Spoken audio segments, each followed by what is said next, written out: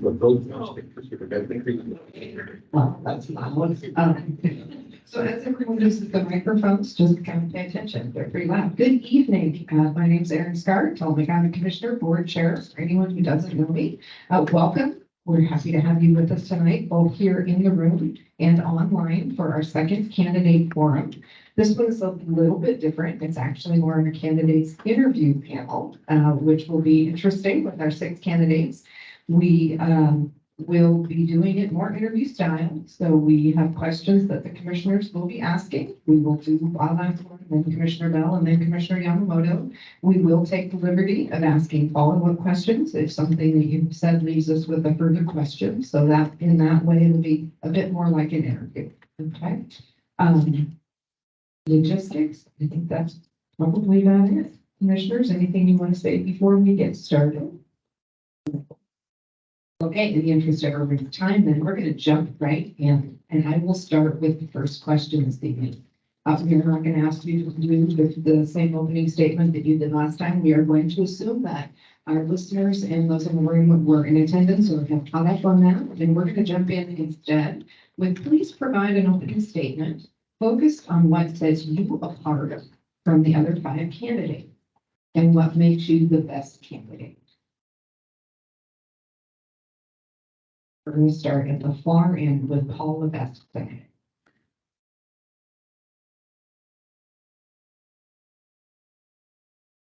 Thank you. Good evening. I think my 42 years in county government, the knowledge and experience I have is significant. I have sat on a number of boards and commissions and committees, intergovernmental agencies.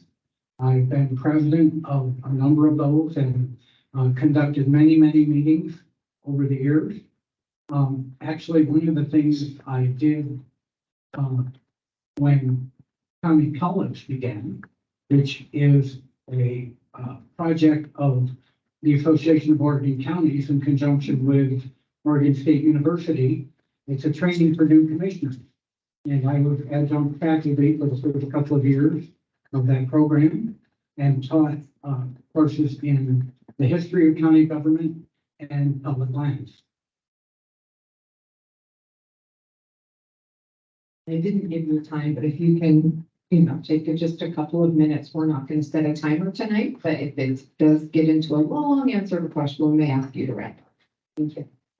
Thank you, Commissioner. I'm Jerry Keene. As I was preparing for the night, it occurred to me that I actually interviewed for a law firm out of law school and then worked for that law firm for 30 years. And then was 5 years on my own as a fired. So it's been 42 years since my last job interview. And I might be a little rusty. So I'm going to approach this more like a conversation. I'm not here to compete to be the best. That's not my mission. My mission is to hopefully offer you enough information to see whether I'm a good fit for what is particularly needed at this time. And with this group and vacancy that's being created. I view it as a situation where there's a lot of important turning points coming up in the next year. And the commissions who are going to sit here, whether they're interim or not, are going to be making decisions that lay a foundation and set trends that for a long time to come. And so that's going to take some thoughtfulness and some clear vision and some long view. And more importantly than that, I think it's going to take someone who appreciates how much this county punches above its weight in terms of its staff and its leaders on natural resource issues, on land use issues, short-term rentals. But everybody here in the county, the staff and the leaders, takes it so seriously and is so committed to doing a good job. And I'd like to be part of that. I think the role of the commissioners to be to backstop that effort, to recognize it, support it, and I feel like that's the place I excel. I guess I'll just leave it at that. I don't have a ton of experience in county government. I do sit on a number of boards. I chair a number of boards, and am just involved enough in local government to, I think, this to be effective, and removed enough from local government to be effective. So I have a demonstrated history in creative problem solving, and creative thinking and strategy. And I hope to be of use to the county. Hi, good evening, Paul Pointu.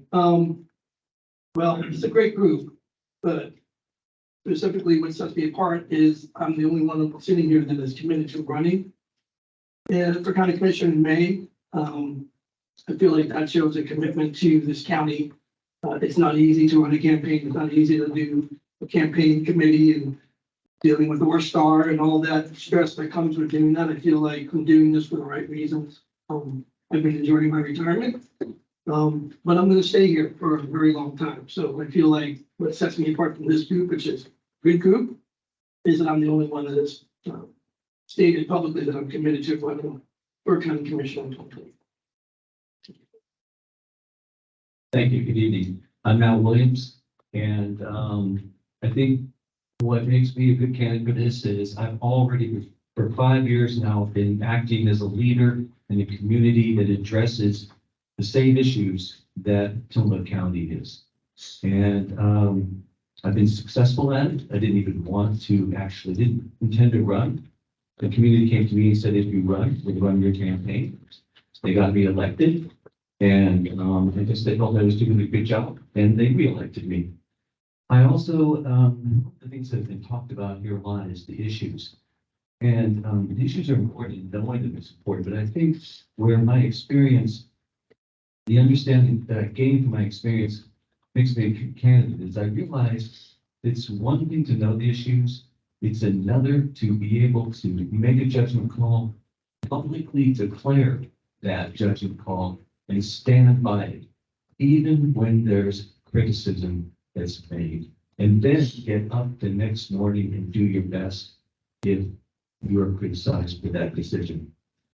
People that have been a public figure, you know that social media, while it has the potential to do great good, it also is very difficult to work with. It has a lot of misinformation, and some of it's just out and out false.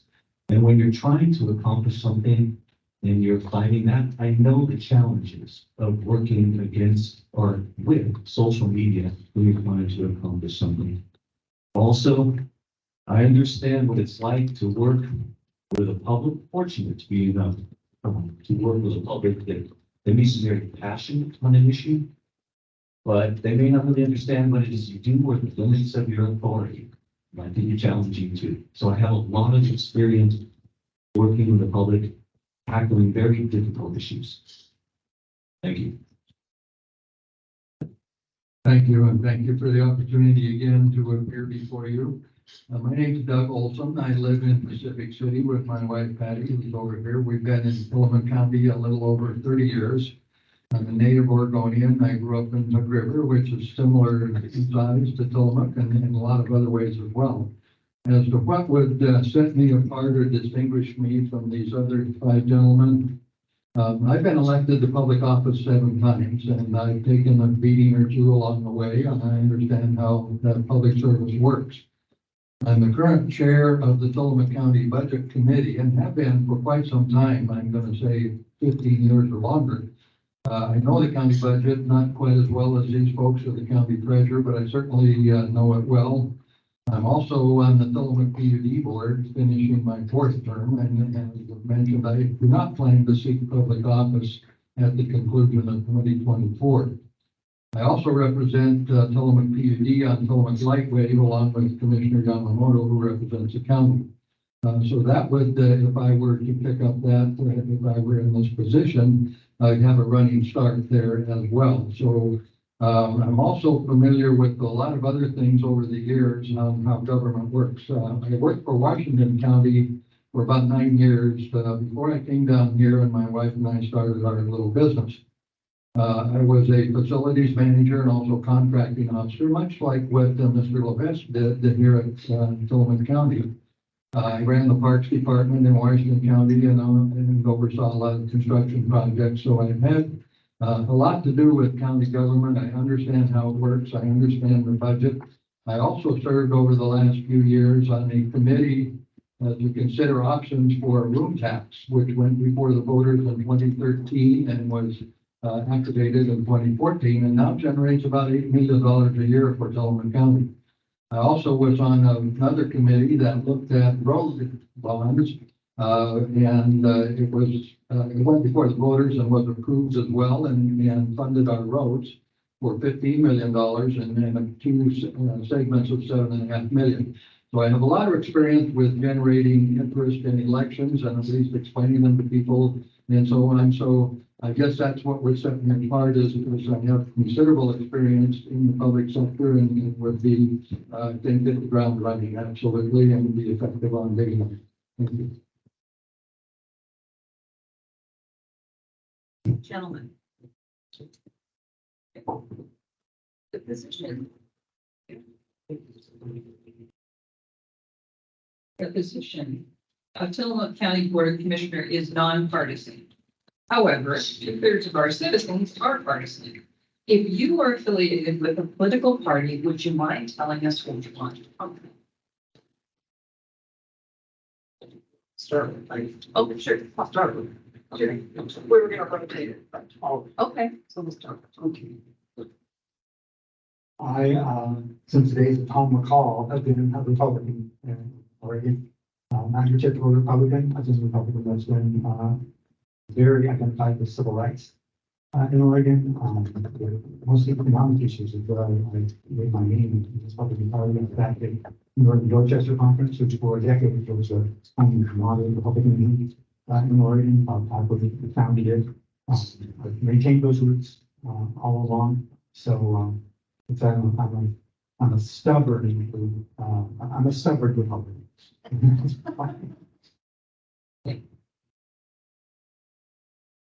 I am a Democrat, but I do not subscribe fully to any one party ideology. In some areas, I'm very conservative. In some areas, I'm very progressive. So it depends on the issue. But I guess I'm registered to vote as a Democrat. I am, inhabitant committee and an unaffiliated voter. I have friends on both sides of the aisle and I think, it's a good fit for a non-partisan position to be, someone who's not beholden to any one party. Okay, I'm a registered Republican, but I think it would be more accurate to describe me as a constitutionalist. I believe strongly in the rule of law. I believe it's better to change the law than to ignore it, because at that point, I think that's when society begins to break down. So, and I will vote my conscience, not necessarily party lines. It's about the rule of law and the Constitution. Thank you. I'm a registered Republican and have been since I first registered way back. I think in the old days, you had to be 21, so give away my age here a little bit, and I have voted in every single election that's ever been before me. I would consider myself a fiscal conservative and very moderate. But what I think would be important is I tend to support the individual, not the party. For example, I've supported some of these people in the past. I've given money to Democrats. I've voted for Democrats and I've championed their cause. If that individual, in my judgment, was the best person for that position. This position happens to be nonpartisan, but there is a partisan influence regardless, as was pointed out, simply because that's our society. But I favor the individual and that's how I would make my judgments on the individual and his or her qualifications.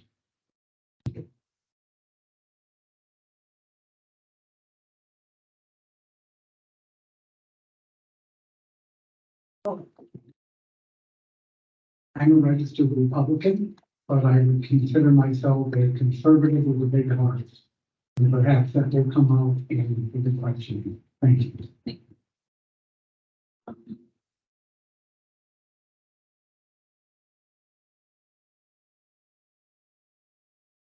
So good evening. Please describe your experience in lobbying and or testifying on state and federal issues. Please specify if your efforts were successful. You can start when you can. I have testified in person once. Trying to remember the issue. It was around, I believe, using TLT funding for housing. an initiative that was championed by some of our own commissioners, and Senator Johnson. I testified against that. At the time, I think maybe that might be a little bit short-sighted, but I testified against that, and that measure was defeated. I testified in writing recently for an issue that came up around electronic recycling, a bill that would have limited electronic recycling being a member of solid waste advisory committee. That issue came before us. I provided written testimony. That measure was defeated as well. So in both instances, my testimony was on the prevailing side.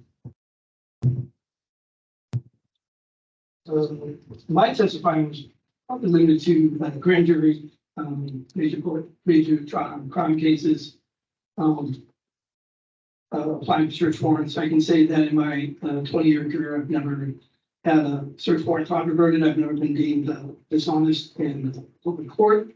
And that would be the extent of it. It would be more in the court system. At this point, I haven't had the cause to testify for a federal or a state issue. So that would be a learning experience for me. One that I would welcome. Thank you. I've had a fair amount. I have walked the halls of Congress representing Tillamook PUD. And I might just add parenthetically, the strangest meeting I've ever had in my life was with Representative Wu, which started out as a 15-minute meeting, ended up to be about an hour and a half or almost 2 hours, and that's a story for another day. But I also very recently testified before the Oregon Legislature and wrote a number of letters on House Bill 3201, which was a bill which passed and was been signed by the governor to level the playing field on the ability to access broadband across Oregon. And I've had quite a bit of experience walking the halls of Salem, both before and a little bit after COVID. I've also written, I don't know how many letters. Just this last week, I signed a contract with the Oregon PUD Association, of which I'm the current president, with our lobbyists. We employ a full-time lobby group to represent public power before the Oregon Legislature. And I can tell you that most of the lobbyist job is playing defense. There's a lot of things that are proposed that are not necessarily what we would believe to be the right things for Tillamook County or for public power in this case. And so you need somebody there to represent your interests. So long answer to a short question. I've had quite a bit of experience. I know a number of legislators and they know me. And so that's part of how this system works. And that's why, as I said earlier, I think I could be pretty effective from day one going into the short session at the start of 2024.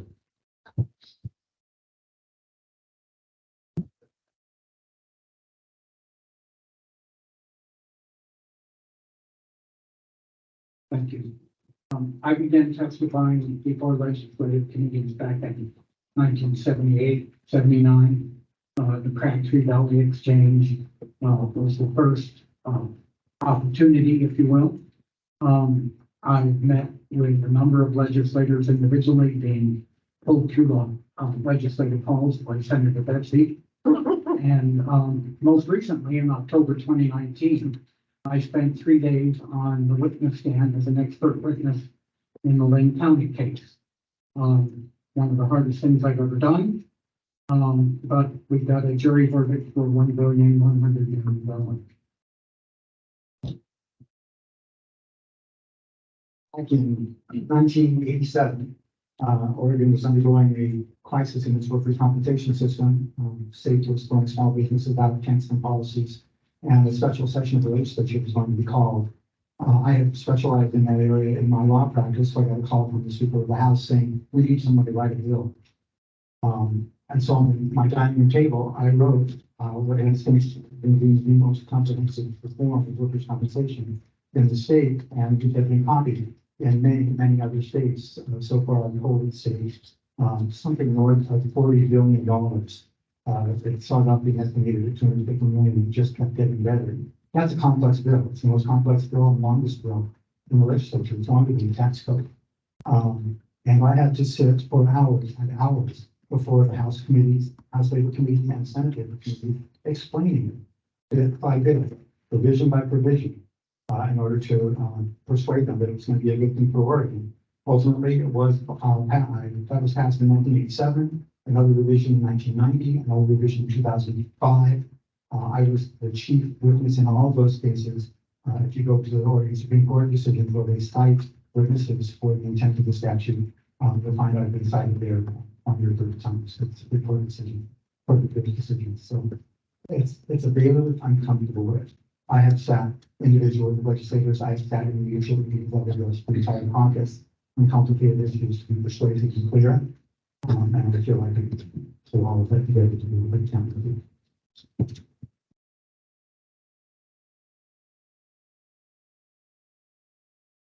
And I thank you. So you all shared that you've served in voluntary positions or line staff positions with the county or other similar organizations. How would being a full-time paid county commissioner change how you approach this familiar work? And how do you think your previous experience would affect how it would allow you to be more effective? So how would it change how you approach your work and allow you to be more effective? Well, having been a county line worker employee for 20 years, I think I bring a unique perspective to the board. I bring the ability to offer some insight and perspective that perhaps the current board doesn't see or doesn't have. I was a shop steward and participated in bar eating several times in the past 2 decades. I have, when you are a line worker, people are more honest and tell you about things that are issues that are concerning them. They talk about more about things that maybe they wouldn't bring to you folks. I've held different positions in my job. I'm very approachable, and I feel like that experience allows me to give you folks a insight into maybe how to accomplish goals with less resistance, less antagonism, and be able to find common ground coming from a unique perspective. I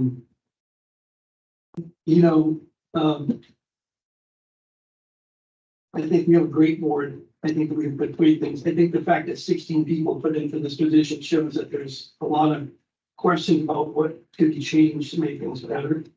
I hear a lot of it on the ground, and I think that I bring some fresh eyeballs. I don't have some of the political experience of these folks.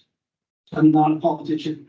I am a line level worker, and I think I can help address some blind spots that people that have not worked for the county in that capacity to see and understand. They're not really being this way, they're really concerned to avoid this. So I think that I can bring some of that perspective to the commission that will be helpful in moving forward with a lot of the labor issues that we have. So Paul, before we get away from that, can you tell me what you think the challenge would be in moving from being a line worker to being a county commissioner and leader? Well, I think it depends on your leadership style. I think that leading with respect and recognizing that no matter what position you're in, you have the same voice and your opinion matters. And I think being open, I don't think that I definitely will not change who I am in that regard. I feel like I have friends that are attorneys, I have friends that are judges, I have friends that are public works department workers. I mean, the thing is that's part of my personality is my ability to cross social and economic areas and never, even when I was a supervisor on the fire department. There is a way, you can't be their friend, but you can have a kind ear and you can listen and you have a unique perspective. And someone who's making $30,000 a year and struggling to buy a house is a big difference than someone making $80,000 or $90,000 a year. So even if I was making $90,000 a year as a commissioner, I know what it's like to struggle to raise a family here. I raised 2 kids in this county. And so I guess I have that unique perspective. So I think that how will it change? I don't think I'm going to change that much, but it doesn't. I mean, I think I'll be a champion for the workers. but I'm also understanding what my role is as a commissioner. Thank you. You're welcome. Well, as I've indicated before, I think we serve very similar roles, but one of the things that became apparent to me when I looked at what we do and I looked at all the committees that you represent, and the organizations and the agencies, I think the first thing I would do is try to get a handle on the difference in the workload.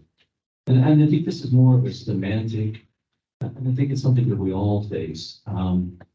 Right now, we're thinking of citizens and residents. And again, we still don't know what it's like to be a commissioner. So even though we may have experience that gives us some insight. So I think the first thing that needs to change is when we make that crossover is the change to thinking and understanding the constraints that you have to operate in. And of course, there's difference. I come from the private sector. I have to understand a little bit about what makes it different as far as public service. And I think that's going to be the challenge or what I would be focusing on, the constraints that you have to work in and get something done. Thank you. I understand that the position we're talking about, a commissioner, is a full-time position. And as such, I would go into that, and I have quite a bit of experience in managing my own time. I'm thinking back, it was clear back in high school when I filled out a time card. I've never been on a hourly job in all those years since. I've been my own boss for at least the last 30 years, except for my wife, who may dispute that. But nonetheless, when you own your own business, it's a 7-day, 24/7. I can tell you, I can remember changing out toilets at midnight on a Saturday evening, those kinds of things. But aside from that, it's a full-time job as a county commissioner because you are both the CEO of the county, divided by 3, and you're also a policymaker, and they require different skills. For example, I usually, and I would intend to work through others. You simply can't do everything that needs to be done yourself, so you have quality staff, work through them, demand some accountability. I'm pretty good at time management. I have to sit on a number of boards or committees now, and I manage to be where I said I would be and do what I said I would do. And then finally, I think it's very important that everyone who is in this position understand how to delegate. If you can't delegate, you really don't belong in that position because the work is done through others. So that's how I would approach this is you would be a full-time both CEO and policymaker, but delegate and hold them accountable. Quick follow-up, you've been on the budget committee for many, many, many years, and in this position, you would remain on the budget committee, but as a commissioner, do you see a difference in how you would approach that? No, not really, because money is money, although the way the system works is after the budget hearings, which is basically 3 days in April, and then another full day in May. But then there's one more thing that the commissioners do that the budget committee does not. And that's meet again to adopt the budget in June prior to the start of the fiscal year, which is July 1. At that point, the 3 commissioners can change the budget, any public budget, and this is true across Oregon public agencies, they can change it up to 10%. Beyond that, you have to reconvene the budget committee. So to answer your, but it would be a little bit different, but I would also, if I were here, as someone we would need to appoint another person. And the budget committee, for those who may not know, is the 3 commissioners and 3 lay people. And they're charged with basically setting a budget of about 100 million for special funds and about another 30 or 32 million for general funds. So there's a lot of cash flow that goes we can realize. So long answer again, short question. Thank you.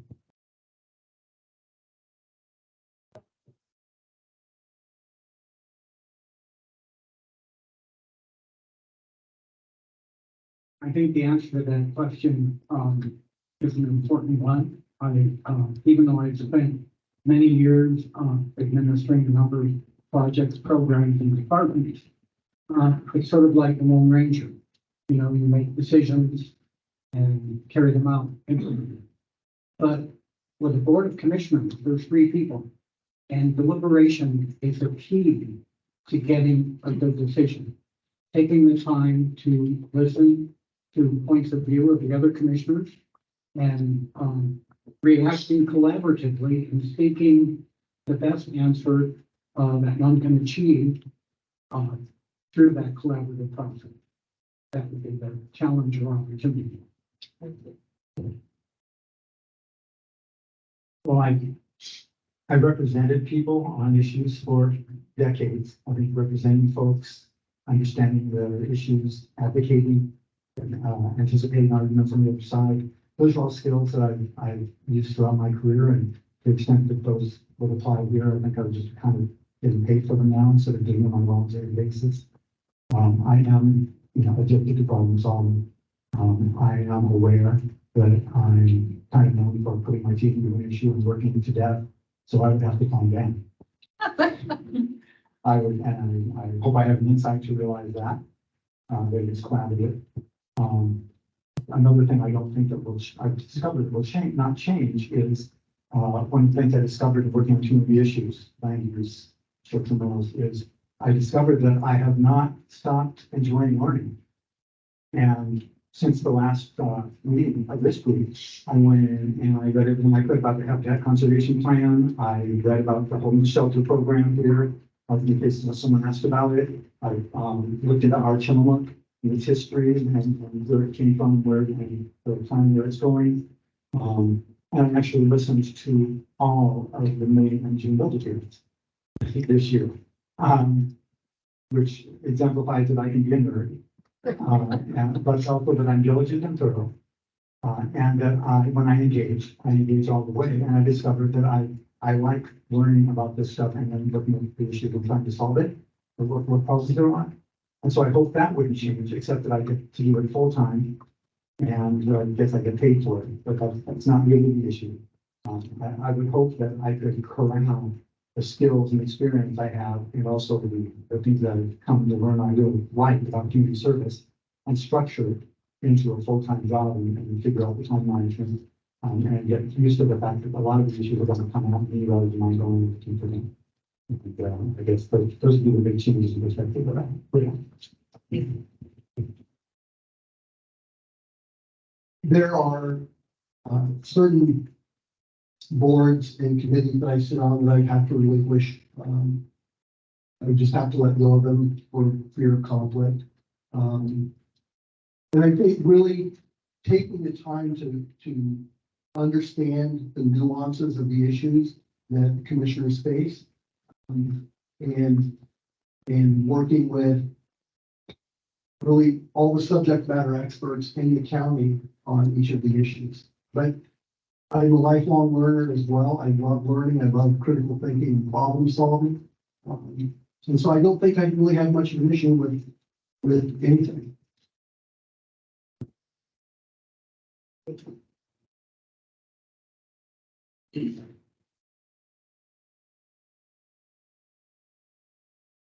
Okay, as Doug mentioned, Commissioner is a full-time paid position. And how do you envision spending a typical week?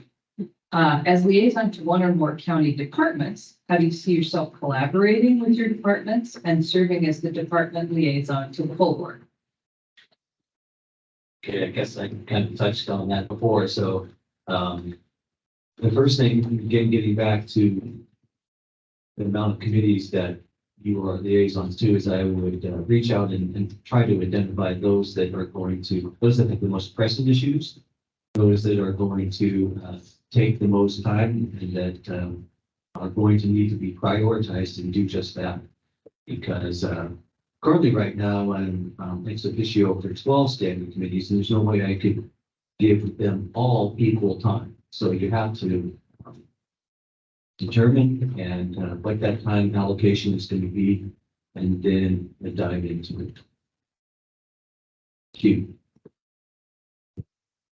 Well, it's hard to say what the first week would do, but one of the things I would do is what I've done elsewhere. I think I would arrange a meeting almost on the first day with the department heads and some of their key staff, and spend some quality time. Might take 2 or 3 weeks to get that done, but I want to know, what are the issues in your area? For example, are you having personnel difficulties with one or two of your staff? Are you underfunded? What can't you do and what should you do? And what are the mandates from the federal government or the state government, and are those being done?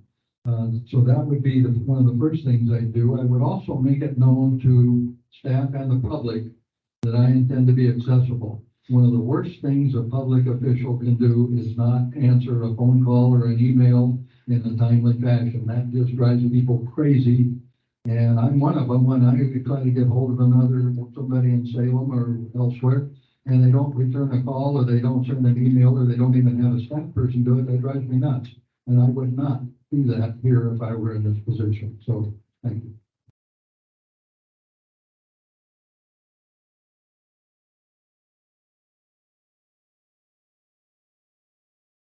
Job of county commissioners is actually 24/7.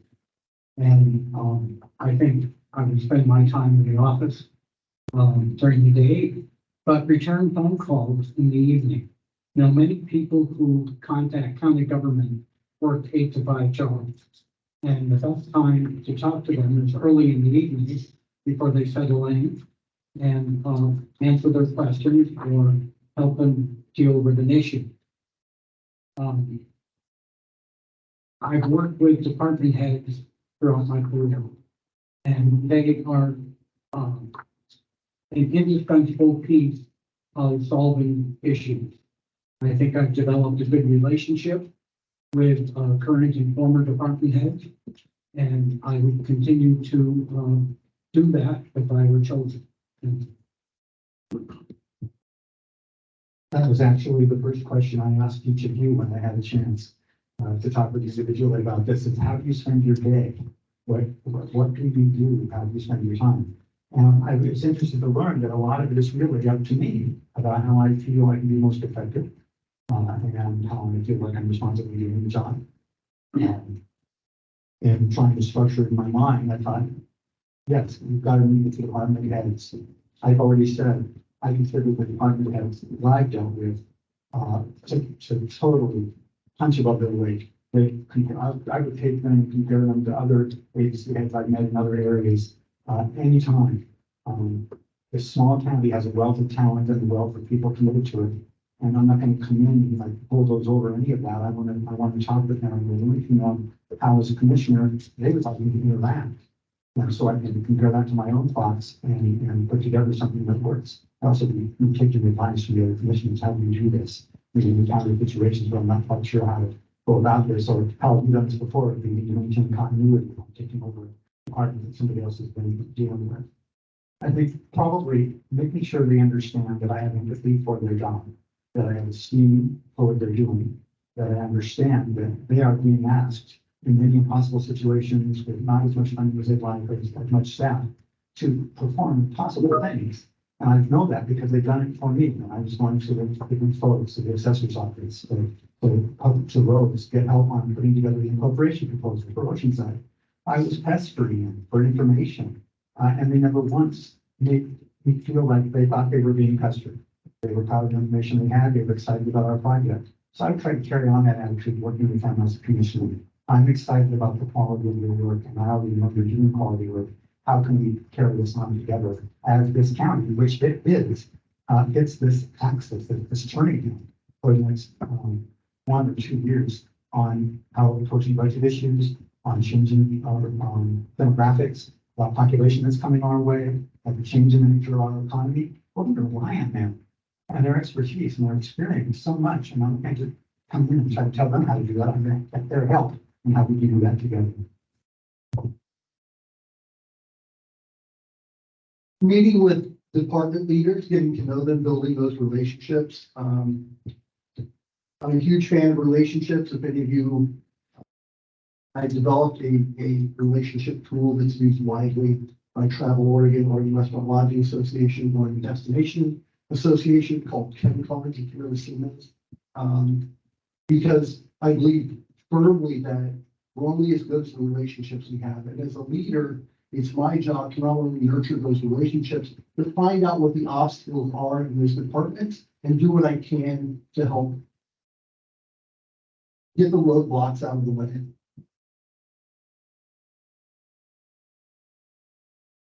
this is actually one of the things I really enjoy is, talking to folks about this. I've already been doing this, when I decided I'm gonna run for county commissioner. So prior to this appointment process, I was going to department heads and people that work in different departments and asking them, what's working great? What can be improved?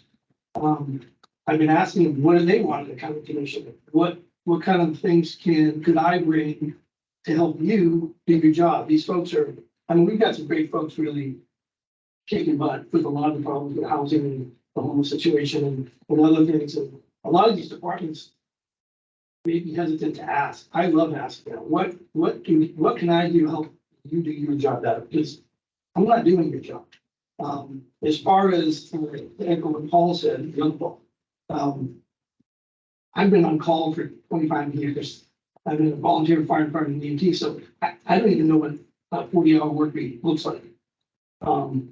Part of being a county commissioner is during national or any kind of disaster, you have to be available. I'm on call 24 hours a day, no matter what, even now. I don't know anything else. So working on weekends, like has been said about reaching out to people that are working during the week. I think this meeting would be probably busy if it wasn't at 5 or 6. I think folks have to get home, take care of their kids, and get their life straightened out. So these are difficult. It's difficult to plan when you meet with somebody. If you only do it during office hours, with the amount of meetings everybody has to do now with the Zoom and everything else, it's difficult. So I think it has to happen outside. But I'm a big firm believer of being in the office much of the week during the work weeks that you are available for staff to reach out.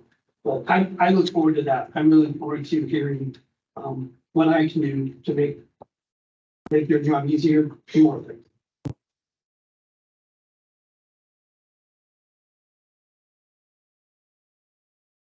So this is a rather long question, so I'll speak slowly.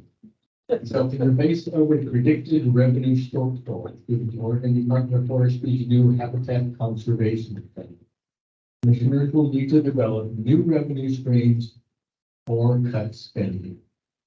Due to measures 5 and measure 50 for the initiative, the county is unable to adjust existing property tax rates. In addition, counties are limited in their ability to raise funds, with tools being fees and taxes. With the tools being limited to those authorized for counties, such as bonds, levies, food, retail, and other tourism fees and taxes. TLT we're talking about. Please identify which of these tools or others you are most interested in and what you would seek to fund with them. How would you initiate the process to use the tools you identified in the next year? And it's a long question, and if you need me to repeat it, I certainly will. Take that up, right? Okay, thank you, Commissioner.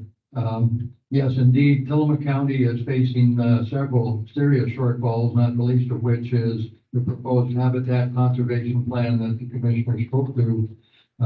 Is my understanding that would reduce the money that comes from the harvest in the Tillamook Forest, roughly a third, maybe a bit more, which translates into 3 to 4, maybe as much as $5 or $6 million, depending on the year.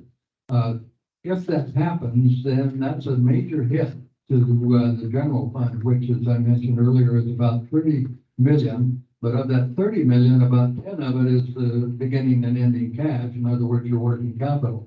So if you lose a substantial part, that is a major problem. One of the options that I suggested as in the budget committee and also otherwise is creating a serial levy, and that means going to the voters and explaining what you're going to do and ask for a certain amount of money. For my view, one of the logic departments would be the largest in the general fund, which is the sheriff's office. If you took that out of the general fund or funded it in a different way, and I'm going to say the Tillamook Library is funded with a levy of, I believe it's 65 cents per thousand. And it's been that way on 5-year increments, I think now for 20 plus years. And the voters have supported it each and every time. Separate from that, there was a capital bond that went before the voters. Mr. Levesque had a great deal to do with that, and we have a new library here in Tillamook. But the operating monies are funded separately from the general fund and separately from any special fund. And you'll see a separate line item on your property tax bill. It's possible to do that, I believe, with parts of the general fund, but as was mentioned, we're locked in. We, Tillamook County and all of Oregon government at the town, cities, and county schools is locked in under measures 5, 47, and 50 that were 30 plus years ago by Don McIntyre and some others. Some of you would remember what happened then. And that's been a challenge ever since. And an organization never has enough money. But to answer the question, again, a long question, the serial levy is an option, possibly going after more grants. But my experience with grants is they're typically not necessarily renewable. They can be very difficult once you do something and start up a program, then how do you keep it going?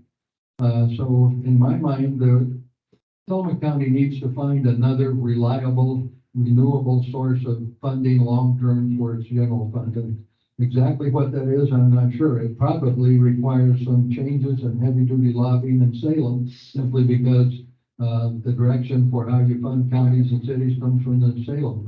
Again, a long answer, thank you. But I would start off with the serial levy, possibly for the cops or others. I think that makes a sense. And also, one more item, twice since I've been here, we have asked the commission to support a enhanced sheriff's patrol district, which I helped establish when I worked at Washington County a number of years ago. That's a separate law enforcement district, mainly in the rural areas, which is nearly all of Tillamook County, and it has a separate tax base, and you can bring in some more sworn officers under that arrangement. We need to look at that again. So there's a number of things that can happen, and creative minds, experienced minds, together with legal counsel. I look over at Mr. Sargent. There are options there. It's not hopeless. It's just difficult. Thank you.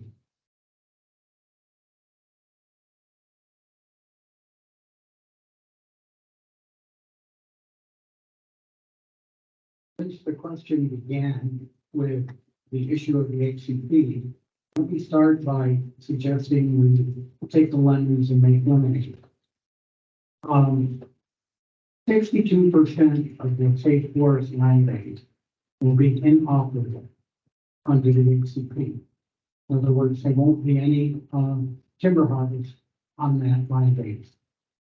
I think we should explore with the Board of Forestry and the Department of Forestry the sale of carbon credits. That, I think, provides an opportunity for creating a revenue stream, and one that seems to have worked, or is working in River County, for example, just engaged in the process of selling carbon credits.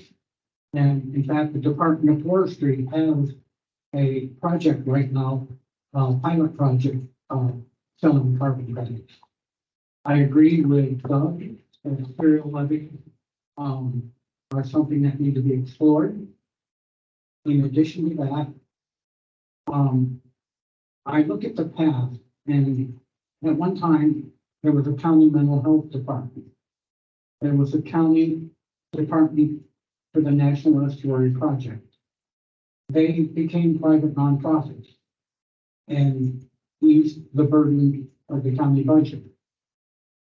I'm not sure what the current burden is of the health department on the general fund, but perhaps that should be explored in terms of the clinic side being looked at for becoming a nonprofit. I'll leave it at that. In terms of the options you gave us, I think that our county programs hasn't kept it alone. Having observed how many people in the county government, not just the commissioners, work weekends on nights to get things done. I don't think that's a viable option. It would be fair, it would be prudent, because it would last. So I'm not in favor of going in that direction. I think serial levies are the low-hanging fruit. In my experience over the decades, the levies that work are the ones where people think they're actually buying something that they use, and that's like the library. that has been successful, and why the road that on was finally successful, and we're going to be hitting that again, I think in 2008. We started preparing to go on for that.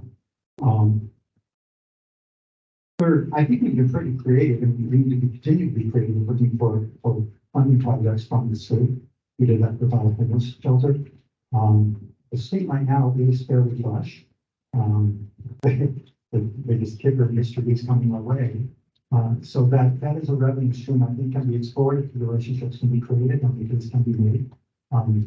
It tends to be short term, it tends to be one shot, so it should not be ignored. It's too much of an opportunity to waste. Third, I've said this over to a number of people. I don't understand why we feel trapped in this tourism versus trees of our resources of income. Even though a lot of the state, our county land is tied up, a lot of it is not. We have a lot of developable land, developable scenic land along a brand new broadband system that's being installed. Take our schools, take our living quality of life, take our relatively reasonable regulations, ease of doing. We're getting something going here. We practically have a laundry list for what 21st century businesses and entrepreneurs are going to be looking for as they look for more options to decentralize, work from home, move their businesses into smaller clusters. I feel that's an area that we need to start looking at harder long term to look at cost of improving, see what resources we put together in county to make packages, proposals to potential employers to try to build our tax base.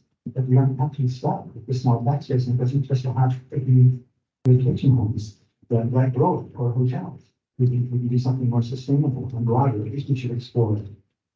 I think that probably is pretty complicated question.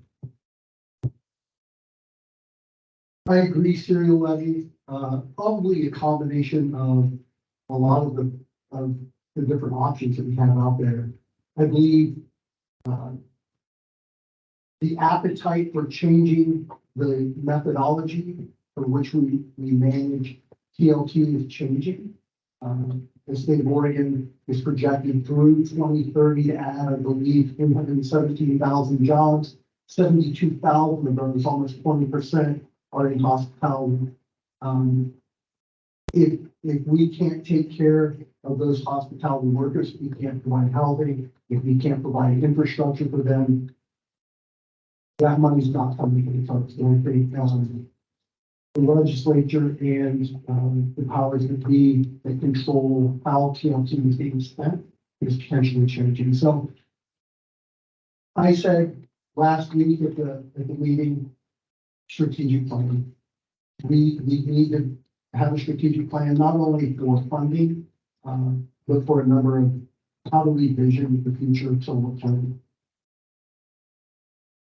Madam Chair, let me ask a follow-up question. Ken, you spoke to hospitality and you spoke to housing. Which comes first? The chicken and the egg question. Which comes first, housing or hospitality?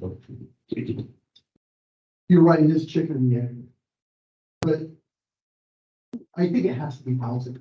We have to be able to take care of people if we're going to take care of visitors into our region. And right now we simply can't. And you know, I have a consulting business. It's shocking how many restaurant sections are closed, how many hotel rooms are closed, because we simply can't take care of the demand. So if we can't take care of the demand's going to stop coming. Okay, this is not going to be meeting plans, hopefully, but let's start off with the HCP. The first thing I would want to do is I want to find what is fact and what is hyperbole, because I know this 30% number has been thrown around. And when I last heard the commission meeting, I asked Forrester, Kate Skinner, what's this 30%? Loss of harvestable land, and she said she didn't know. When I spoke to her about what is going to be affected, you tell them not statewide. Now that I want to make that distinction, and I feel a lot of these numbers being thrown around are statewide, and for certainly counties who are north and counties who are south are going to be hurt. Sonoma County is a unique forest because it's a young forest with the burn. We're in a different situation. And is she lying? I don't know. She gets 30% of that timber revenue and has to run her office up. And so it's important to her too that the timber revenue comes in. My concern is the hyperbole. If it's hyperbole, it's driving, it affects the human that this county's been doing, affects morale. It affects retention of good workers. It affects recruitment. It affects businesses wanting to invest with this county if we're gonna go broke. My understanding of the HCP, and I'll get off that pretty quick, is we're already doing a damn good job up there. We have riparian zone because of all the rivers that cannot be cut. And we have elevations and geography that prevents areas from being cut, so they're off the table. And the real question is the fact that I have, and I would love to talk to you offline about this, is we keep saying this, but someone else keeps saying this. I mean, where is the truth so we can actually tell the folks what's real and what's not? So that's my first, because if we're doing pretty good, people like to hear that. People need to hear that right now. I'm spending $6 a gallon for gas. I need to hear that not everything is going down the toilet. I'll be against everybody here in serial levies, in particular for public safety. And I'll explain these why. I'm gonna use a quote from Kaylee from the Y, the way I could use it, talking to the fair. And I asked his thoughts about this, and he said, fleece the tourists, fleece them. And I laughed at him and I said, well, the reality is, and I also disagree with some of the here about tourism is going to be a major part of our economy going forward. When we lost our railroads, there were decisions made in the past that affected our trajectory. Losing the railroad after the floods, not rebuilding them, destroyed manufacturing in this county. We had trust companies, we had, right now farmers are being paid more for their milk by TCCA, but because their feed costs are so expensive, because it has to be trucked in, if you guys know the price of gas. So we've made these decisions in the past. And I feel like one of the reasons I want to be involved in this is to try to say, well, what about this? Some cautionary tales from our past. Boom and bust is not good. I feel like the reason why serial levies don't work, I don't know where everybody else lives, but I don't know any voters that are residents, because residents are voters that want another tax, that want another levy. The reason why we need, and I can speak from my profession, we need more people is because we have more calls. The call volumes have gone up dramatically for volunteer firefighters. For EMS, 3 ambulances is not enough. We just have more calls every day. We would not need as many personnel. Paul, can we just redirect back to the question? I think you're making really important cases. Some of the serial levies might work. Okay, can we, because we're running down a really long road here. So I said if somebody got way along, I would just ask them to redirect back. I think I have to spend time with anybody else, but okay. Okay. Bottom line is a serial levy for that kind of thing, where people are already paying for that service. And we'd be fine if the visitor volume wasn't here. I think that's too much to ask if look this. One more quick follow-up. You said you want to fleece the tourists. Can you tell us how we approve? Everybody wants that. What's your thought about how we do that? What's the mechanism that can make that happen? Well, I have several ideas, and I'm sure to share with you if I'm appointed, but until then, they'll be part of my campaign. Well, the first thing I would do, is Doug mentioned it the other night about raising the TLT tax. We went from 10 to 11%. Go to 16%. Look at prepared food tax for season during the season. Look at ways like that the locals who are voting will go, yeah, that's a good idea. Because I've had this conversation with like when I go on a trip, I just paid 10% tax in Yahats when I went to the bakery and other coffee. I didn't raise my arms and walk out of there. So I think we have to find ways, and it's not just a TLT and flipping and all that. I think that there's other creative ways. I have a lot of them. I'm ready those. I'm doing the numbers now, but I'm not comfortable sharing them while I'm a candidate. I have other potential candidates sitting there. So. Paul, I'm not working that, please, but you mentioned you want to sit down with me. I'm chair of the council for First Custom Counties. Sure. We really, over the 70-year period of this HCP. We'd love to talk to you about that. Thank you. Okay.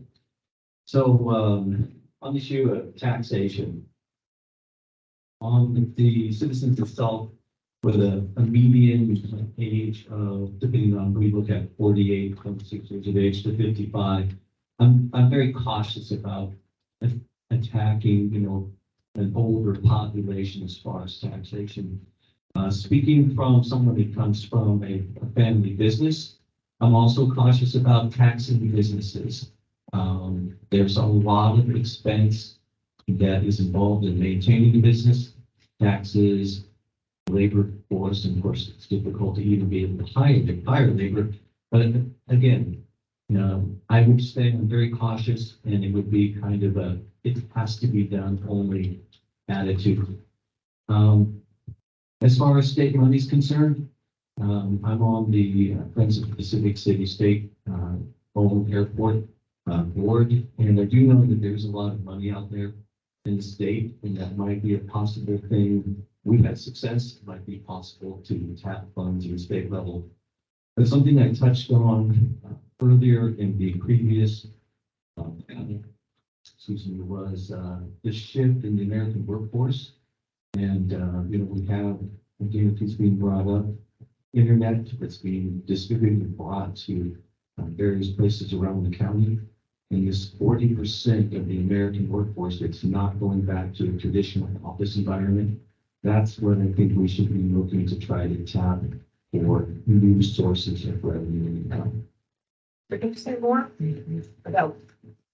Can you say more about that? Obviously, if they come here and build a house, we get some property tax revenue, but what else are you thinking? Well, a large building the house, that does concern me, because I also don't want to see this become Vancouver, Washington, right? So we still want to preserve our way of life here, but yet have what I would call controlled and planned expansion. But a big part of that, and this is where it ties into tourism, a big part of that 40% workforce are not even working from home. They're traveling. They are becoming that tourist. So as we're talking about, tourism here, that has been a big draw. How do we draw this increasing number of people that are working? How do you target that market? And again, this is such a new thing that this group they haven't really even identified their needs. And one of the, if you come from a marketing background, one of the things where you get ahead is you create a need. People didn't know that they needed deodorant until a company invented it and marketed it. And so be on the wave. If you're out in private industry, you always talk about the wave. Get ahead of the wave, identify the need, and capitalize on it before everybody scoops in and saturates it. That would be what I would be looking at. And that's the business perspective from corporate America prior to what I do now. That I think we're going.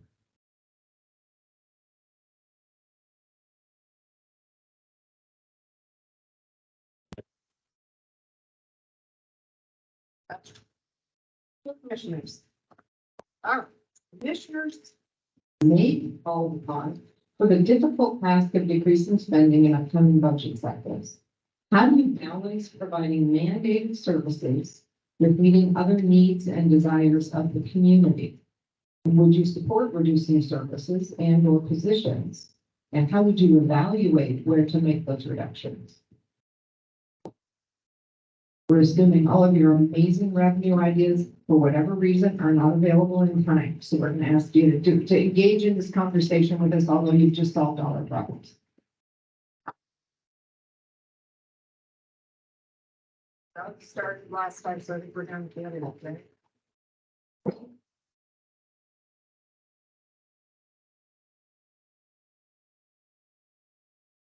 Well, I think one approach might be, once the vision process, strategic planning, for example, would be to create focus groups around a one or more idea or what that might look like in the way of budget reduction. I previously suggested, working at private housing to the extent of making nonprofit out of the health department. that may or may not work. But it's those kinds of approaches that I think are needed right now. This is going to be a very severe fiscal impact on the economy. Not only the PCP, but the buyout opinion could have devastating effects as well. And so, I think that would be, one approach to, focusing on, how we approach it.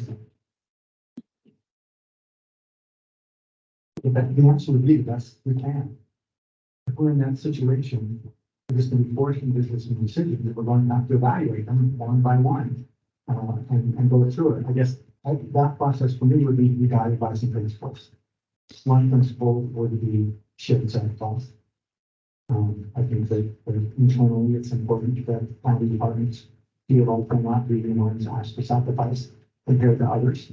That has to be then tempered too by common sense. You know, you've got to prioritize what urgent things over things that can be done without splitting right too. I'm not going to be running for the election, so if you ask me to come up with a list of those kind of things, I'd put some thought into it and I would do it. And that might discriminate some of the other folks. Just give it my best effort, open minded, listening to the resources we have about what services that you bring, what that effectively, and then just start doing it. You can't avoid it. It's what you're elected to do. And the positive is that you're getting close to that. And I've always said that I would think that's the money in which I'm not, they should be building the 19 first. So, before we answer the question, I would say as best you can and shows the facts at the time. I also want to open up an example of my philosophy in terms of budgeting, and it actually relates to something that's very recent in time. Back in 1994, I was on the legislature and I pushed real hard for an amendment to the Constitution that would dedicate 10% of lottery revenues to a trust fund from which the interest would go to education minority. Second elementary and secondary education without giving people incentives, but only to Greeks and northern books. And I didn't win that election, but the idea of calling, everything to lobby people. And Senator Brown, Gordon Brown, the Senate then, we actually got that referred to the ballot and passed. For 2 years of Oregon, we have 10% of our lottery funds going to a trust fund for education. The very next budget policies, the folks that had more of a short-term approach said, no, we have to have that money. You have to have it for somebody. You have to have it for short-term expenses. And the whole idea of having trust went out the window. The Education Association, the Education Association, put something on the ballot to amend the Constitution again and take it away. That fund, in the first 2 years, had $250 to $300 million by now it would be given donors, and the interest would be supporting school construction and books in the state. And I've always thought, okay, that was a hard lesson in my short term, and long term, when it comes down to it. But I still, if I could, I would start doing what the state started doing with the construction fund. I would start trying to build trust for long-term goals so that we don't keep having a booming budget mindset where you have to drop here to pay off and drop the long-term. First, we have to do everything we possibly can to protect our revenue streams, enhance our existing revenue streams, and lobby for new revenue streams. If that didn't work, which I think is the point of the question, I agree with Mr. Levesque. We need to form committees and really look hard at where those budget cuts can be made. We have to understand our values as well and not sacrifice long-term vision and long-term goals for short-term band-aid fixes. I think each of those departments knows where they can afford to cut and where they can't afford to cut. There's nothing more challenging than being at the helm of leadership when you have to make those decisions. So I wouldn't do any of that lightly.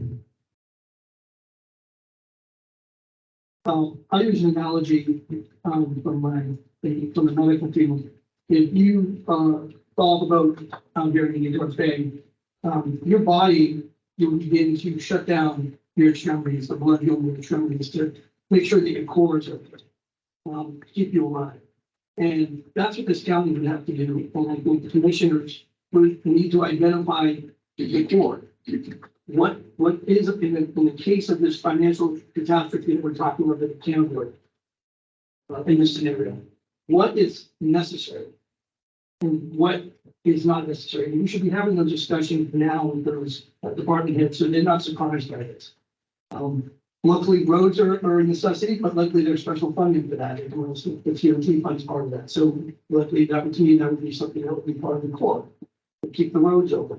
I think that identifying the core helps, and I think that should come from VOCC. I don't know if we do a bunch of meetings to discuss it. That's why we elect the commissioners to make these hard decisions. What is the core? You have public input. Once you identify that core, I think you can go to those department heads and you ask them, what can we do? What do you suggest we can do? What can we do to cut it? Can you not buy new cars for 3 years? You know, a new truck? Can you get away with some of this capital outlay? People should be the last thing you cut. They're the most important investment they have. Perhaps moving someone that has the same job classification to a department that is a core department and have an opening, maybe we can move people around temporarily. I would say that we do everything we can before we can cut positions. I think identifying that core, prioritizing the core, you know, we have to have the assessors that pay the money to it. So we got to keep that, you know, so I'll leave it to you guys decide what that core would be. I would be part of that, but I think that's the way we'd have to do with football coaches. Okay, I think we need to be really clear on what a budget cut is, first of all. Because you may have a budget for a given service that's not being entirely tapped.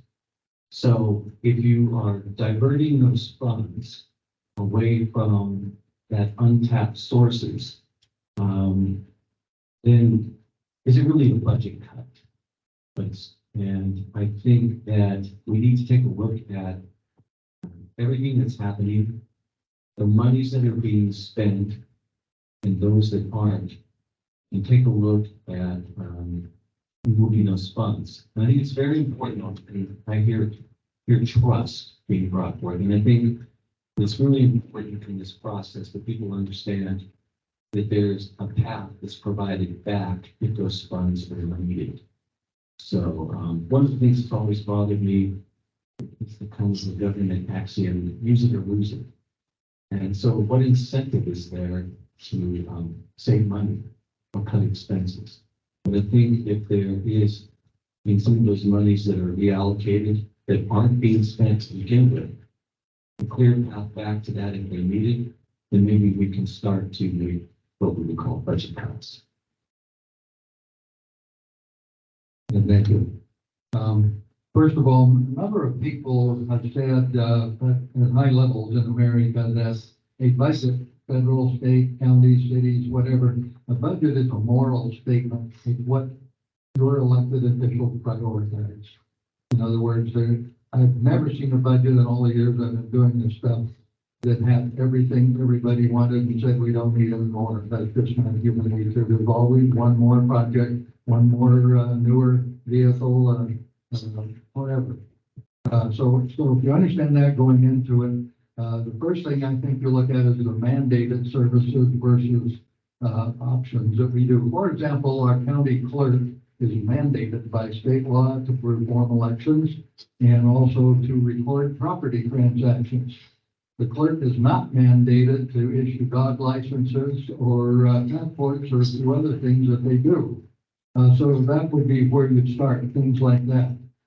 If it really were a difficult situation with not much hope, I would immediately go out to the public and I'd say, here's a dozen things or 20 things or some numbers.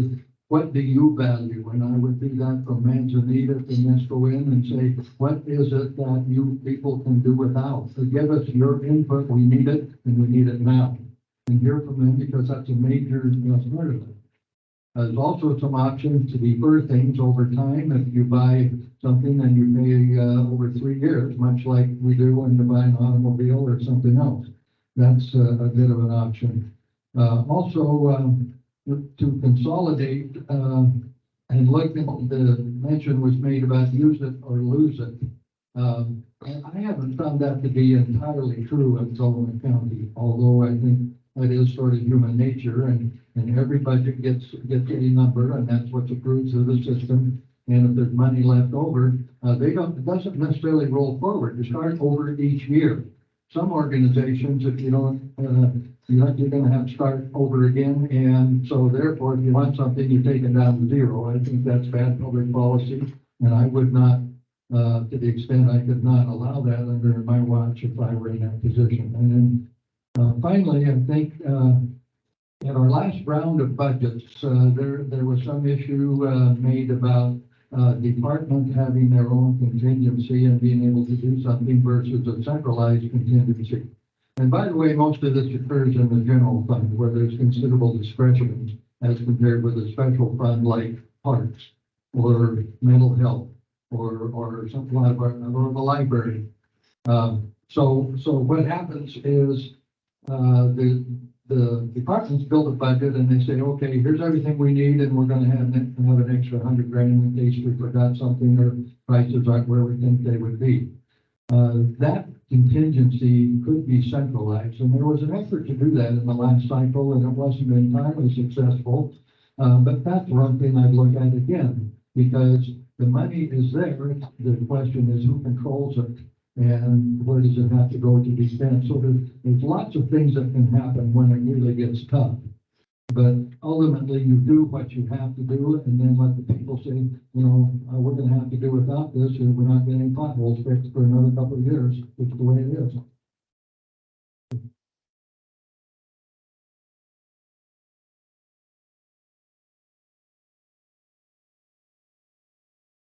All of you identified housing as one of your top 3 priorities. What is the county's role in addressing the housing crisis? And what actions should the county be taking that we are not? I think everyone's going to point out Director Asher's leadership in coming up with proposal for funding and workforce housing. And I think that is going to be looked at in the long term as one of the county's finest accomplishments, and probably something that other counties are looking at for leadership. And so I think number one, the county should continue what it's doing in that regard. Secondly, I have said before, I mentioned the factors that make this a place that people would want to move their businesses and their homes to. I didn't even mention climate. I didn't mention how they're seeing Oceanside, a number of people coming in who are feeling other areas. I just had it with wildfires. I've had it with heat. I've had it with flooding. And every time they look at the map, it's in the West. We've had a wildfire in the area. Overall, they look at us as this haven of relative stability in the weather. And I think on the macro level, we can see people coming with that in mind. It's already begun. And so I think that we should be ready to manage and encourage and then direct that trend. But I honestly think we're still for the next 5 years. We'll start, the realtors will start telling companies that come from out of state, looking at all what we have to operate and then looking at the places in every places. And we should start looking at how can we encourage it, how can we manage it so it stays consistent with our environmental concerns. But also there's ways to pull resources together to help them look for ways to create a gathering of their employees, a gathering of their homes. Other states don't do it, states do it against other states. I think that's something that we have only scratched the surface on here. And so I think the county should look for ways to encourage leadership in that area. There's small outreach to the business associations that can help connect us with people who are looking for a place like us. That's a place that the county could do a lot more with. Other than that, we can't really do a lot. So much of what is deterring housing here are the development charges. And those aren't county charges, those are statutory charges. And we can't ask them to give up that income. It's against the charge, OSB, that would be something we could not do without seeing some kind of replacement going to the voters. but we continue to look for opportunities to subsidize that, to reduce the cost of the partnership with them. We try to continue to encourage and subsidize what the community can use and So Jerry, you mentioned an influx of people coming into the future. Currently, over 50% of our property tax bills get sent out of the country.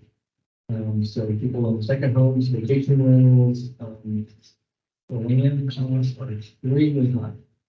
How would you make these two things match up somehow? If we get an influx of people coming in. So I think you're talking about the cost of housing and the cost of land in the scenic areas, in the coastal areas. And I'm talking about the beautiful inland areas, where you could encourage, real life. I will also say, on behalf of Oceanside, a bunch of people in Oceanside, that our property taxes spend just as well as full-time residents, fixed property taxes to part-time residents. And by and large, part-time residents aren't making use of the schools, or as much use of the roads. They don't complain. It's the concept of having a nice home here. I just want to speak up to the part-time residents. They are supporting the schools, and they're building homes that are paying home taxes. And we shouldn't take that for granted, and we shouldn't denigrate them for being willing to do that. But those are good checks they're running. So I just wanted to say that. But my opinion is that in inland areas, just drive down these necessary city, the quarters from the other areas where, people own housing and are looking to develop. About Oceanside, which is private timber owners that have for years talked about how they want to develop homes up there. And we had to build the entire Oceanside sanitary district to be seen. They have veto power when we got the land from them, but they time to build homes. They're going to be overlooking that area. The potential is here. The macroeconomics are coming our way. We're a low-cost county in terms of many services. We're a low-regulation county in terms of building. And we're about to be a high resource area in terms of broadband. And we're a climate refuge. So that's a checklist. That's a shopping list for people looking to relocate. And people are looking to relocate. Decentralized, move away from other areas that aren't so favorable. We should be encouraging that and getting ready to know. I think the county is doing what the county can do. We need to continue to look at zoning, and make strategic and smart zoning changes. In the 60s and early 70s, the federal government actually paid communities for all those fees that we're now passing on, for the infrastructure fees that we're passing on to builders now. I would advocate that we lobby the state and federal government to return to that practice. The infrastructure funding,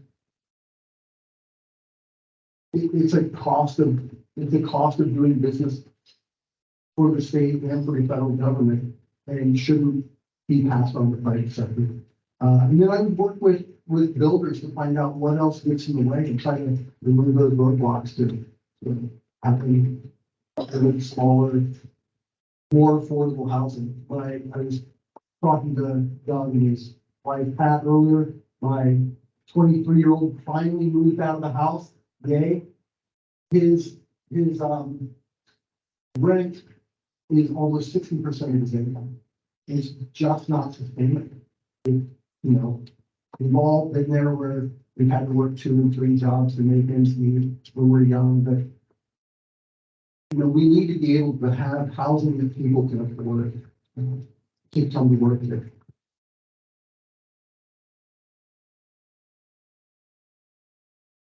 I think, once we call it a housing crisis, workforce housing crisis, workforce housing, when we call it an emergency, I think it can take a little bit. I think if you look at, take a part of our history, the logging camps, they built housing, they bring workers in, and we're actually seeing that happen now.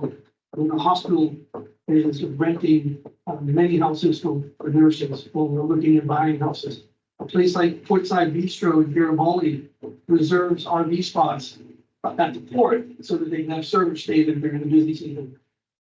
This isn't necessarily a bad thing, but this is part of the solution, I think. I think it's going to be a partnership between private, public, and nonprofit organizations. I think, you know, the National Park Service does this, the US military does this, they provide housing for their workers. We have to, this is about being creative. I have a lot more ideas that I will talk about in my campaign, specifics that I also been looking at, but it's not like we're reinventing the wheel. This has been done and it is being done. National Park Service, you can go to Grand Canyon, the people live there, and housing that they built. So I think I agree with subsidizing, might be an answer, subsidizing the high cost of sewage. One of them comes, I know I have a piece of property in Torrance, and it'll be over $50,000 before I can even break ground on it. But everything else, I've talked to Sarah after about, is there a possibility we could, you know, there are certain state requirements for fees, is there a way we can subsidize that with another fund? If we're building worker housing, can we call it a visitor, that is part of a visitor amenity because we're providing housing? And we tried. Yeah, you have to be, and that's good, right, because you have to be creative like that, and I think zoning flexibility where possible. I think just thinking outside, I hate to say that, it's such a corporate cliche, but thinking outside that box, right? Just going, we really need some affordable housing, what can we do about being, we're buying some land? I don't think that's a bad thing. I heard someone tell me county shouldn't be a landlord. I think they should. Why not? We are with campgrounds, we're short-term rental landlords. So why not be long-term rental landlords to help get us past this crisis mode? And then maybe we have investments in them, we can sell those housing developments. I think we have to stop thinking, maybe think more like a private business. In this respect, those are investments. If we built the whole neighborhood and rented it out to our workers, and then things get settled and the boomers are passing on and those houses become available, housing prices are being shift. I just think that it's gonna be a partnership because even small businesses like Portside Beach Firm and large businesses like the hospital are dealing with this. So it's going to be a solution. It's a challenge there that we have to work together. Okay, so coming from corporate America, and I was accustomed to thinking out of the box, but the new term is divergent thinking. So just so you know, you can go over that. But, you know,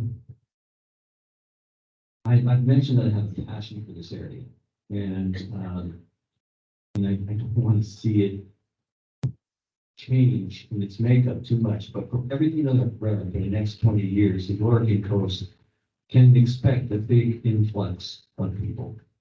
And that's what, because of the boxes that were checked earlier by my colleague, that is one of the reasons why it's predicted that people are going to want to move here. So I did a little bit of research and I looked at communities that had no growth policies or communities that didn't really encourage it, and that model didn't work. So I know that we have to work with it, but again, as has been mentioned before, the big key is managing it. And I have to admit that right now, I don't have the answers of what that would look like, but if I were appointed, that possibly it could become one of my projects. Thank you. Thank you. Housing in Philomath County, everyone would agree in this room, I'm sure that it's a serious problem. What I see and what I think the housing study that was done a couple of years ago, there are really two markets. There's the upscale second home market, ocean view, beachfront, whatever you want to call it, probably $500,000 and up. That market is actually pretty robust. The houses are coming on the market, they're being sold oftentimes for cash or large down payments and so on. People from out of state are all over. The real problem, in my judgment, is the workforce housing and people who have graduated high school, starting out, want to start a family, and they can't find even a place to rent, let alone a place to buy. And that's a problem. It's also a bit of an economic and maybe even a moral issue for local government. Part of what I would see as a solution, and let me say one other thing. When we were in business and we owned some hotels for 23 years, the last one we had just 7 employees. We provided housing for 5 of them, or we wouldn't have had a business. And we gave up some room revenue for that, and we happened to own a rental or 2 at the time. But had we not been able to do that, we would not have been able to stay in business and be viable. It's as simple as that. And I think there are probably many, many cases like that today. Now, what I would see as part of the problem, if you go back a few years, the Oregon legislature passed a bill called Senate Bill 100. And that basically put in a land use system across the state of Oregon that made it very difficult to use farmland, forest land, and certain other lands for any kind of housing, multifamily, single family, or whatever you wanted. And that's in place today. In my judgment, that needs to be modified somehow, and that's an uphill battle. But I don't believe that one size fits all. It's manifestly different here in Delavan County than it is in Beaverton. And it's probably different in Astoria than it is in John Day or Medford, pick your town. So I think there needs to be considerable work done at the Oregon legislature to say we need some relief on that for rural areas. We've got people who are literally sleeping on the ground. We have all these social issues, housing issues. The governor wants to build 36,000 new homes a year. I don't see any way that can happen under Oregon's land use laws, my opinion. Then there's the issue of flood zones and all the other things on a comprehensive plan. But what I would do is work closely with our legislators and the Association of Oregon Counties, AOC, and say, look, we need some relief for rural Oregon. We cannot be bound as tightly as we are bound because Portland is not Delavan. Thank you.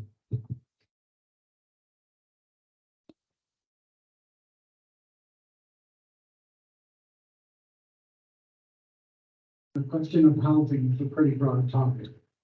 I'm going to break my response into three areas. Housing generally, affordable housing, and housing the unhoused population of the county. Generally, the board has made a good start with adopting standards for accessory dwelling units in unincorporated communities. However, there still needs to be a standard for rural residential land. Understand that's on the board's agenda. The Community Development Department is waiting for final word from the state on that issue. And then once that is received, the board will begin the public hearing process and adopt that. As far as affordable housing goes, I think it would be important to get a very large development of affordable housing. And to do that, I think the idea of private activity bonds should be investigated. The beauty of that is that when the county sells the bonds, it's not responsible for the debt. The debt is paid by the project developer. The benefit to the developer is low interest rate, more so than the commercial lending market. And the benefit to the bondholders is a tax break on the earnings from the bond. So it's a win-win-win situation. Currently, though, because it is so beneficial, the federal government has put a cap on that for each state.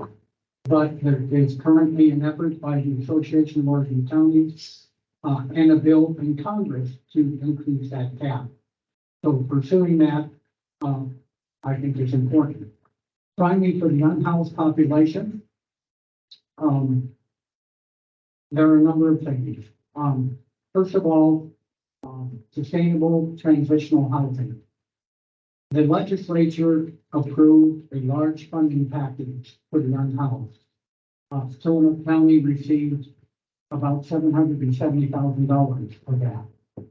However, another applicant is the Helping Hands. They are a regional nonprofit that operates emergency housing in a number of areas, including one in Tillamook, out at the port of Tillamook Bay. They did not receive funding for various reasons. They're in danger of going out of business. So I think it's really important that we try to find a way to keep that emergency housing in place. And the third point is permanent supportive housing. Now, when I say supportive, you can't just give a set of keys to a person who's been unhoused and wish them good luck. You have to address the underlying reasons why they're unhoused. Some people may need job training. Others might need childcare. There could be transportation issues. Some people might be struggling with, substance use disorder and may need on-site treatment for that. So unless you have supportive housing and, permanent housing in place, it's going to just create a cycle for those people, to be unhoused. That would be my suggestion.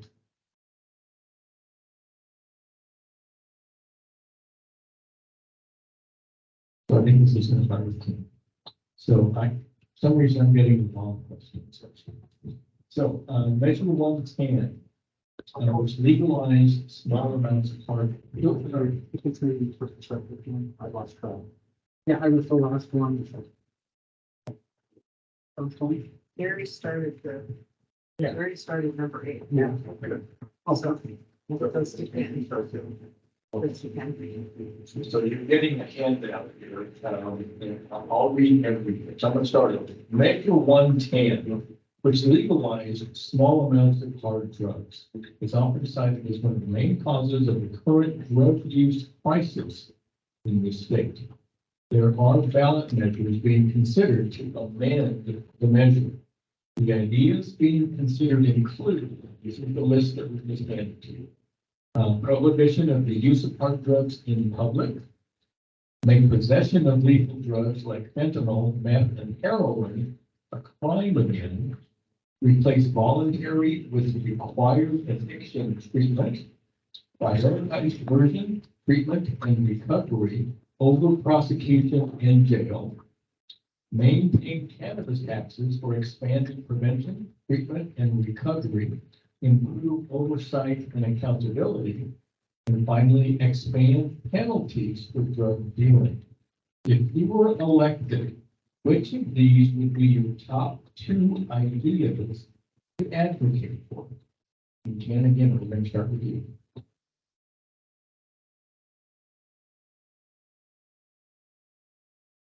I'll be fair to take the minute. You know, I To give you a- It's fair. There's a lot of different questions. Very I think. No, we're gonna figure out there's almost more after this, so we're really not going to be here all night long. So if I had to pick 2, I would make possession of lethal drugs like fentanyl, meth, and heroin a crime again, and replace voluntary with required addiction treatment.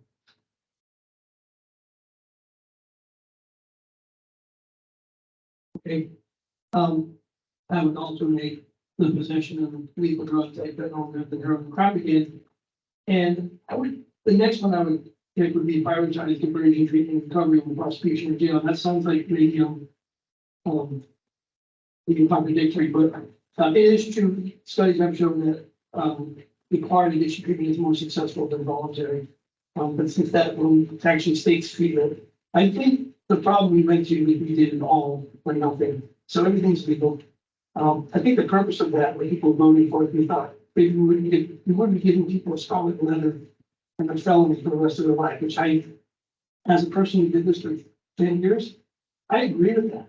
But I've also had people come up to me many times that I've arrested and sent to prison, thank me for getting them into the system. So it's somewhere between the two. And I think that those two, if it's your first time, it's like a diversionary. It's like getting duty. If you stay clean for a year, you stay out of trouble, that felony goes away. Maybe the whole thing goes away. So I think the solution is not building jails, making treatment mandatory as part of that. Okay, looking at this list here, the 2 that I would pick today, the make possession of legal drugs like fentanyl, meth, and heroin crime again, and maintain cannabis taxes for expanded prevention, treatment, and recovery, improving recycling and accountability. The reason why I say what I would pick today is, and I'm sure you've encountered this yourself, there have been times when I've been faced with a major issue and looking at it at first glance or whatever, I had formed opinion.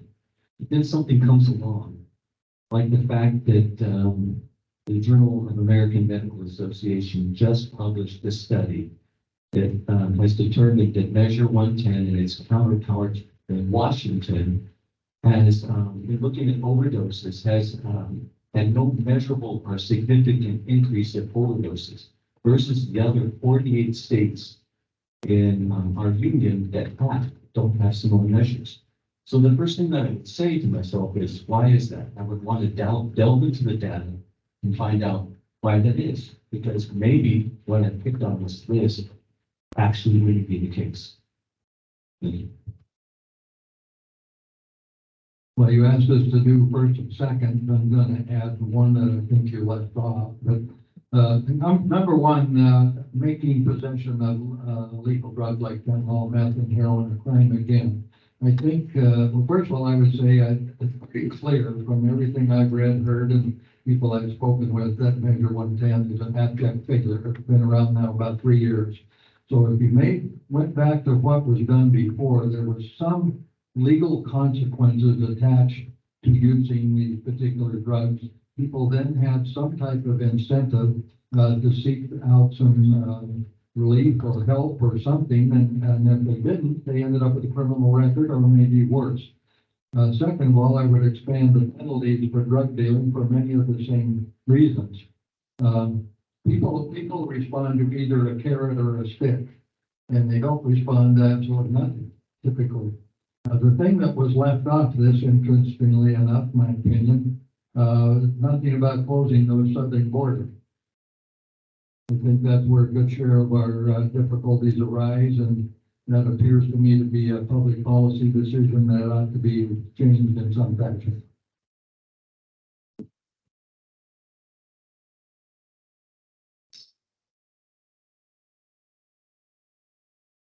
I agree with the others that possession of the listed, legal drugs should become a crime again. Also replace voluntary with required addiction treatment. I would imagine a, system much like they, provide for DUI, where you, get a free pass on the first one and, going to a program. But then if you get a second one, then there should be penalties for that.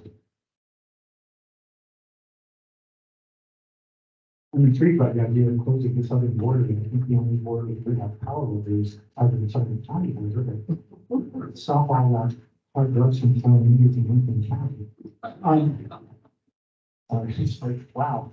But somebody would be very forgiving after this.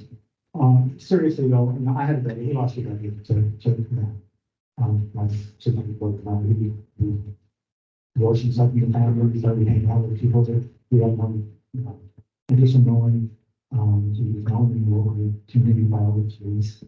It was a way of life, and there's nothing we could do to get him into what we took to break that cycle. And so this hits me hard. And I absolutely think that Measure 110, while parts of it were constructed and we need more time to allow it wasn't implemented during COVID. There were a number of other things that did at the same time that I think kept some of its elements from being getting a fair shot yet. I think the national media that are analyzing it, the candidates for Portland right now, that were for and now against it, or at least partly against it, you got to learn. I mean, it was a bold experiment. Because it's a big problem. It takes bold thinking, but okay, you learn to do your thinking. And I think that for that reason, I think second and third items on your list, and really the fourth is part of the third, and really all of them have to work together. You've got to make possession illegal again in order to get them into the system. And then once you're in the system, you've got to create incentives and opportunities for them to avoid you know, felonies and things like by going into them, but also the mandatory element is so necessary. So many people avoid or deny that there's a problem, or it's just a life they think they've chosen and go forward with it, or they think they're helpless. And that's exactly what treatment helps address.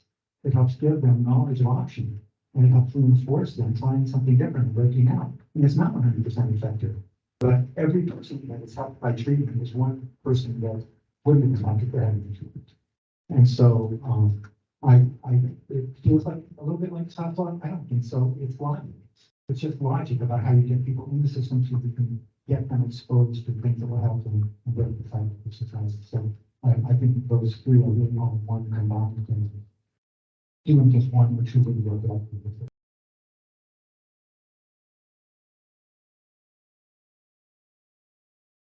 Okay. So the majority of you identify financial stability and housing as two of your top three priorities.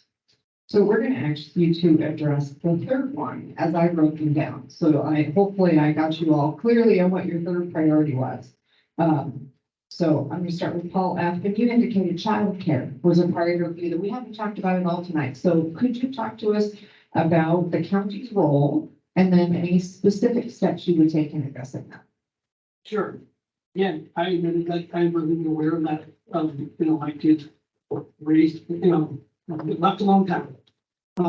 It came to my attention at the fairs and I've heard it more and more. And I think it falls under the same situation as the housing and, the workers. We have people that want to move here, want to work here, want to come here. There's no houses and there's no childcare. And also the rules regarding childcare are very difficult to explore. So I don't know if, something that the commission can do to work on restructuring some of the rules related to that or lobby the state to look at some of the rules regarding private childcare.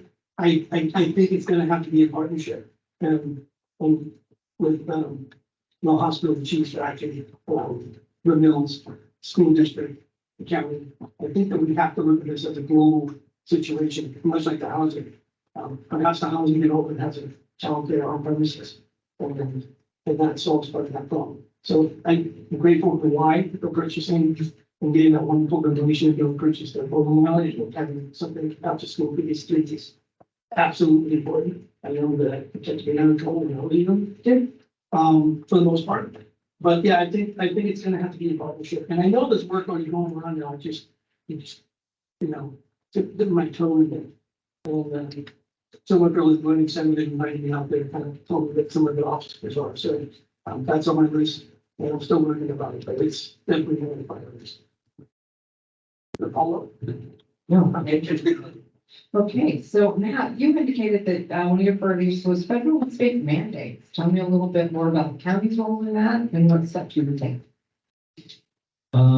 As far as what's coming down and the state mandating things that affect all of the communities universally and how it might negatively affect one county more than another, is that what you're referring to?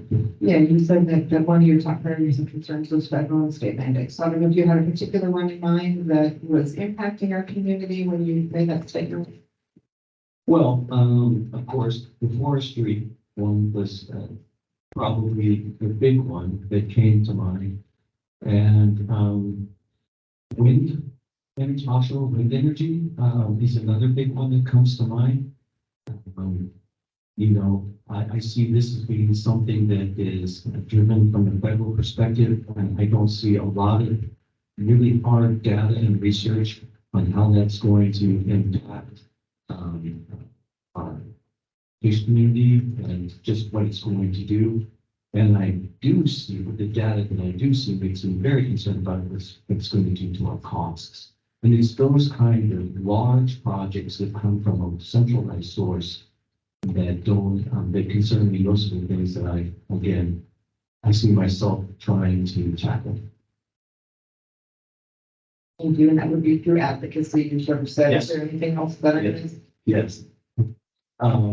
Well, it would depend, with wind energy, the one that I've been looking at. Yes, I mean, because there is a lot of groups and organizations right now that are advocating against, again, I'm on the fence. I'm just going to see the hard data, but whatever I feel would be right for the community, then it's whoever advocates for that position, the people that can see it.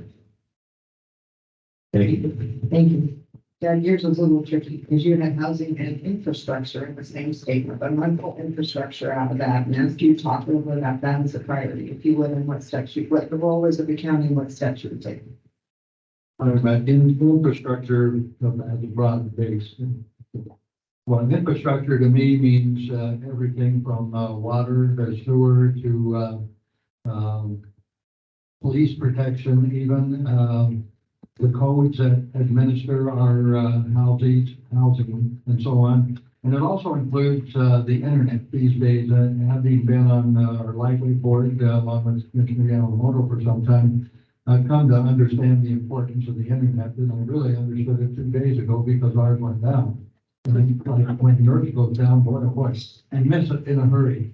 So I see the infrastructure across Philemon County as roads, as water, sewer, electricity, and we're blessed with a pretty good system here that we get virtually all the power from the Bonneville Power Administration, which is the cheapest you can get in the Pacific Northwest.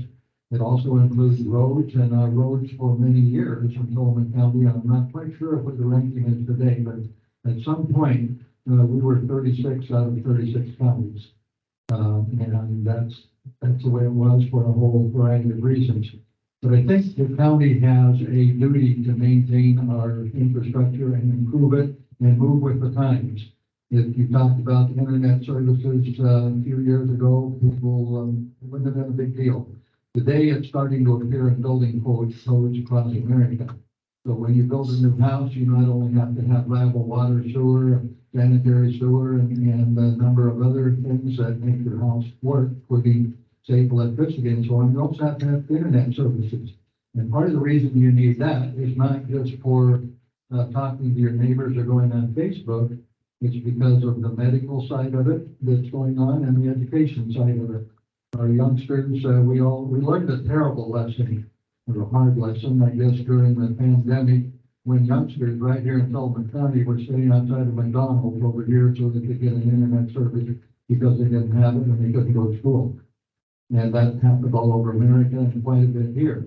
60% of the youngsters down in my end of the county in Nestucca do not have high-speed internet or reliable long-term high-speed internet today.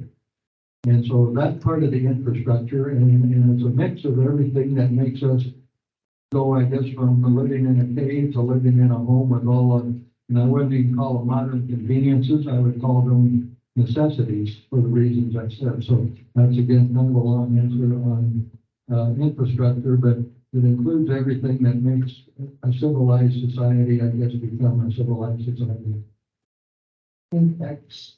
Paul would ask, how about the buyout? Can you tell us what are the county's role and what specific steps you would take? Glad you asked that question. The draft plan has the requirement for an environmental impact statement. The scoping was finished in the spring. And during that time, if somebody applied for it and was granted cooperating agency status. That's a huge deal. Rather than sitting here waiting for the mandates to pour over us, we have a place at the table. And that place can fulfill 3 very important roles. Number one, the plan has draconian measures. The first 2 of the 4 pathways, the model ordinance and the checklist. For example, it requires 170-foot setback on riparian area. We already have 100-foot setback. They include, as part of that, even seasonal drainage ditches that would virtually shut down dairy operations on the floodplain.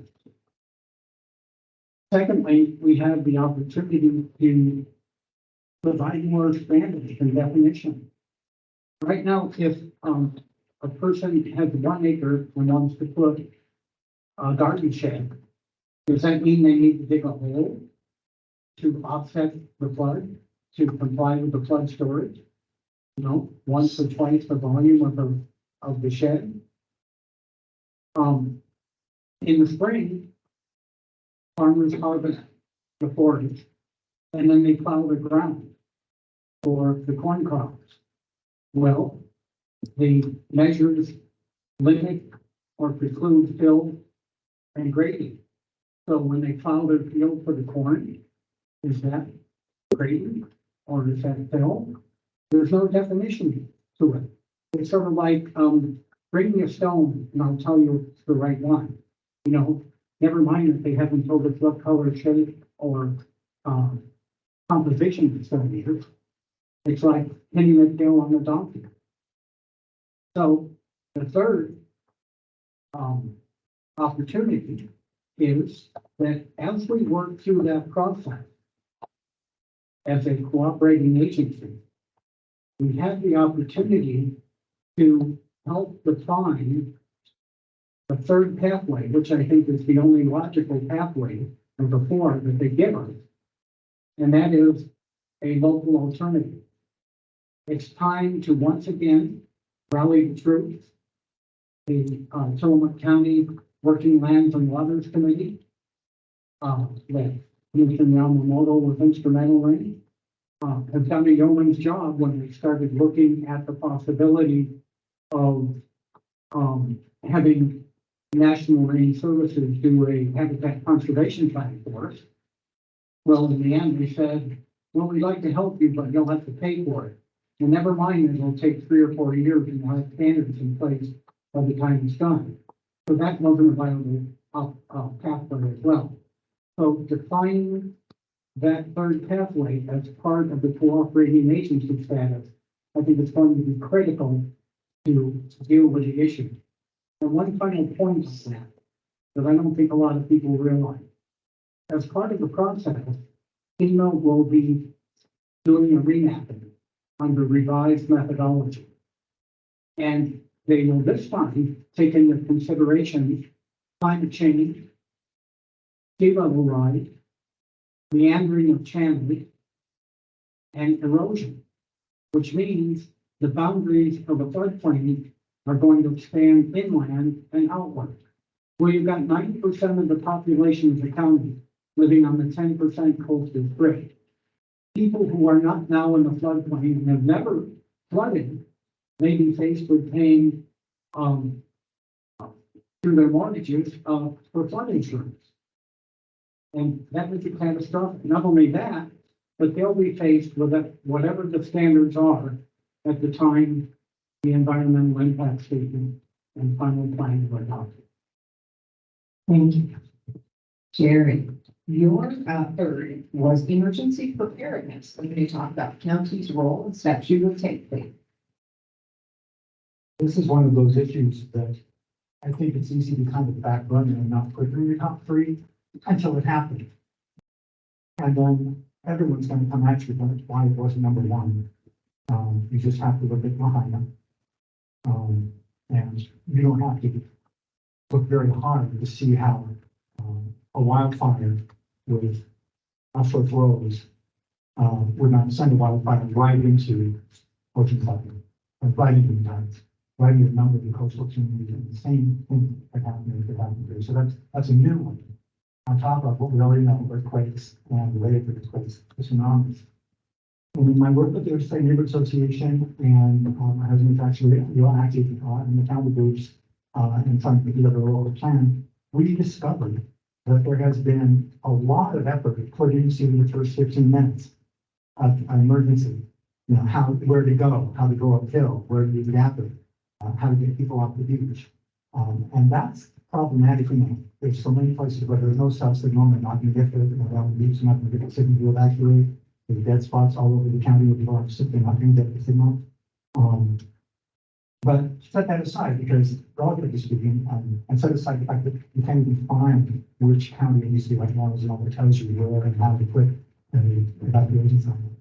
So that was fun. That's not criticizing anybody, it's the thought having been put into, you know, who deals with this.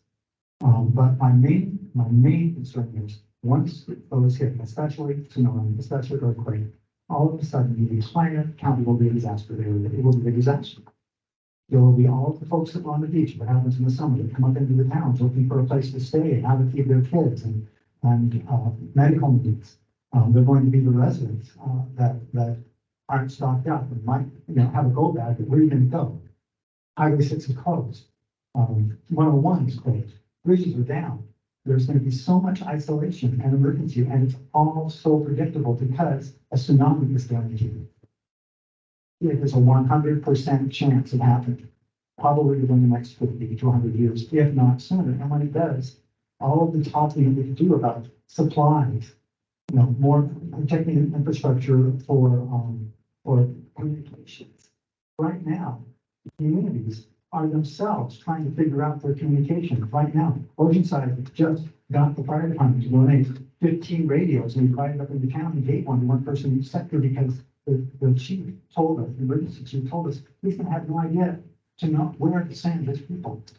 So what's the county's role? The county's role, okay, well, right now the county's role is kind of neutral. The county representative says Hale and Wilmette. But there is no linking of communities who have been asked to be part of this planning with resources.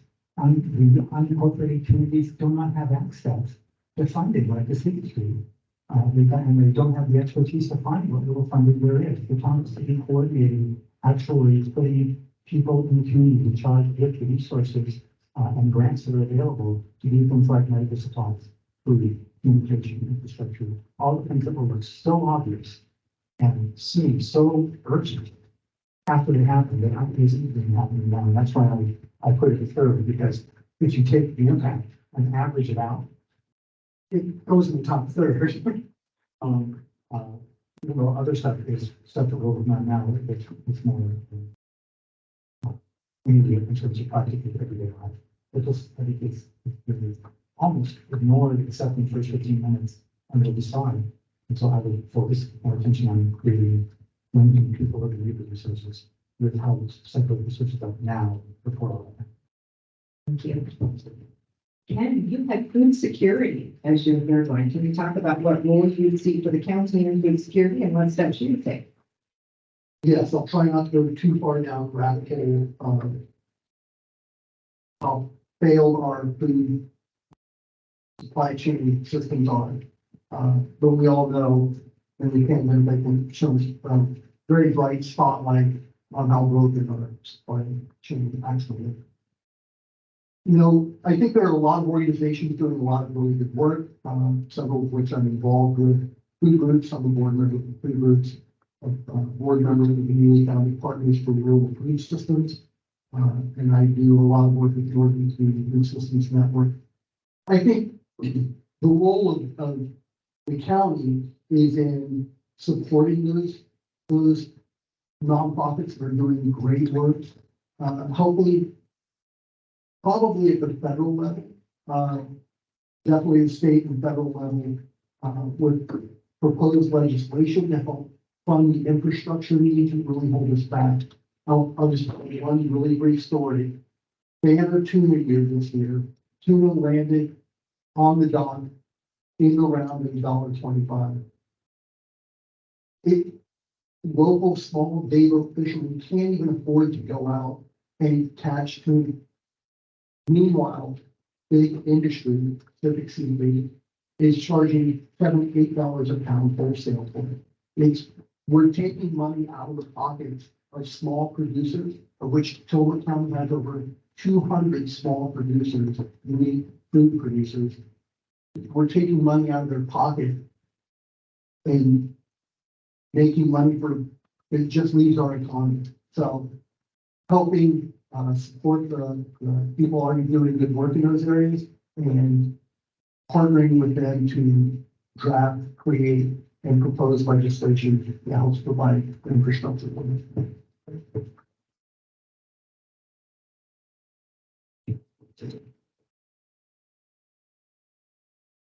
I'm going for it, but I'm about to surprise you. So gentlemen, we're almost done. There's something I'm curious about that is not the question that's written on our sheet, but I think it's a fun question. So I'm wondering if you could not vote for yourself, who among you would you vote for? Who would you want to see as county commissioner and why? Or first. Well, they can read your mind, so. It's your turn. I just want you to. Yeah. So, that's interesting. First of all, I'd like to say that it occurs to me that, as a result of having this panel, everybody, you just made everybody on this panel a better candidate, so I want to thank you for that. So, and, yeah,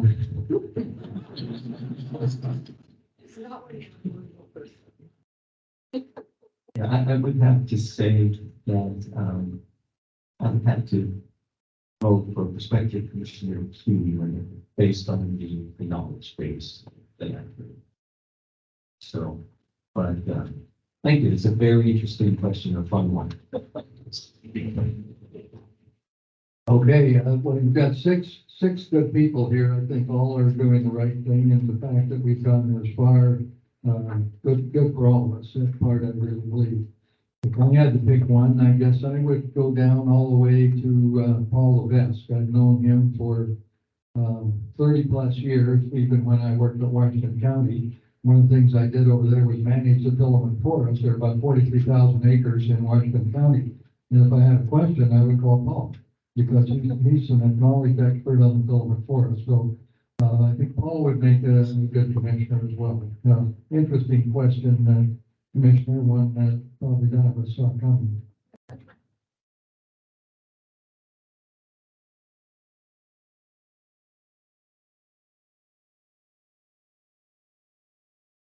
I would propose Doug Olson. Because of my long time experience working with him.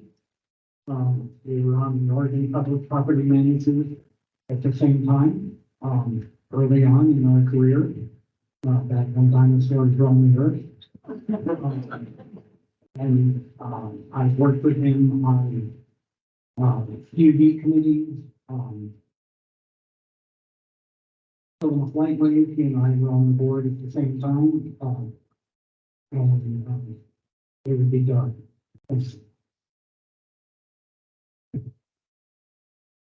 Well, I think the question is, what are you looking for? Are you looking for an interim commissioner or someone that's going to be relevant long in the future? And that's a fork in the road you've got to get to from the beginning of this here. I'm going to be cheap and say, you know, if you're asking for the second choice next to me, it's such a close call, but I would go with California. Based on the fact that he's going to have a longer time to, there's some things he says I disagree with, but I think that he's a smart guy. He's going to figure that out. He's going to figure out the stuff with the time to do it. He's got emotion in this. He's got personal stake in it. And I've run with this. I know what it takes. I know what amount of personal time it takes, and to commit to that. Maybe ready that people, but I've done it, and to throw your hand in the ring shows a level of function and commitment. But I got to respect it, and I can substitute and I like to screw with one of the things that you said. So I think I would have find it first.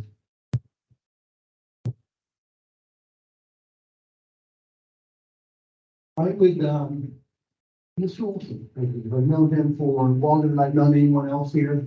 I've worked with him on a number of projects with South Phillips County residents together. Served with him on the Scapa Valley Chamber Board. And I've known Doug as a man of his word, a man of integrity, and someone you can count on. So, I endorse that. I don't know the answer to this, but I had to pick the top three would be the ones that were very clear about wanting to serve as interims. I think that gives the people of Tillman County the opportunity to select. I would have to go with Paul Levesque because I've known him for about 27 years. How it started, maybe when I worked for the newspaper. Then if I was writing a story about the county, I'd go see Paul at the commissioner's office. A big baseball guy. I appreciate the jury, but I've known Paul for as long as I've been here and I have a relationship with him. Okay, now I get the shortest question. I hold you to 1 minute each, please. Please provide a closing statement and chat with them. Well, thank you, Commissioner. As I said early on, I really hadn't thought, well, I thought about this position and I thought, well, I can step up and be effective from day one. And then I thought, do I really need a job? And then I started getting calls from a number of people in Toloman County and out of Toloman County. And they said, you got to throw your hat in the ring. You just have been this is going to be a seamless transition if you were to do it. And I said, all right, I will. And so when I turned it in, I said, okay, I'm in 100%. And I believe I would hit the ground running. I know a lot of the players. I know the issues. I know what's going on. If I say I'll do something, it'll get done. May not be the outcome that everyone likes, but it'll get done. And so I appreciate the system you set up here and the way you've done it. We did exactly the same thing on the Tillman D board after the passing of Mike Gardner. So it's how you do this, and it's congratulations to all of you for doing this, and thank you all for coming. And so I'll leave my hat in the ring, and that's up to the three of you. Thank you. Oh, two, I beg your pardon, two. Yes, Commissioner Yamamoto Delgado to have the vote.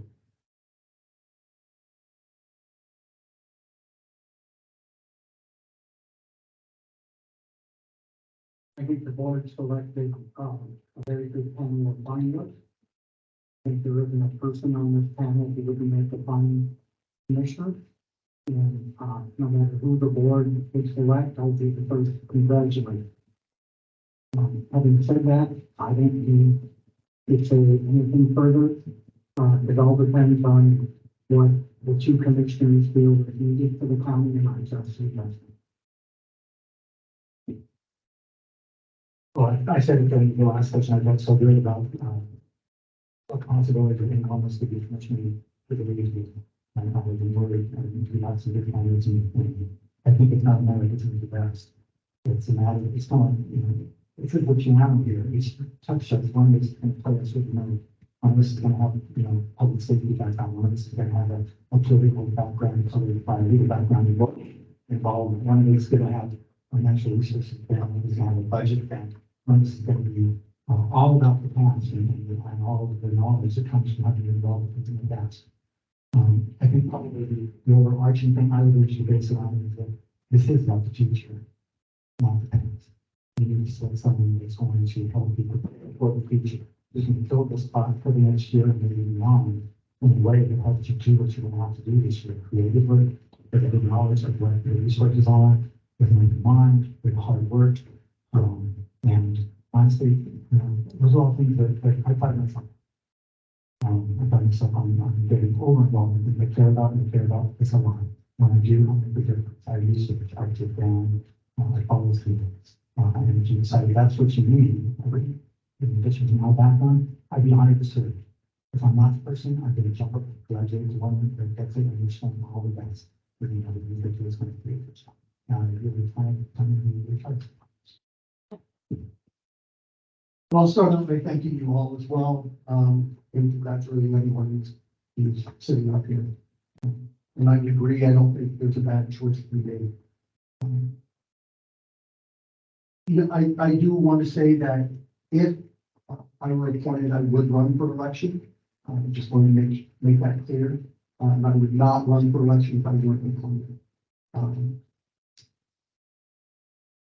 I think I'm a person of tenacity. I do what I say I'm going to do. I am fair, I'm honest. I'm a lifelong learner. The things that I don't know, I will delve into. You won't find anyone who's more hardworking or who's more passionate about the future of Tolman County than myself.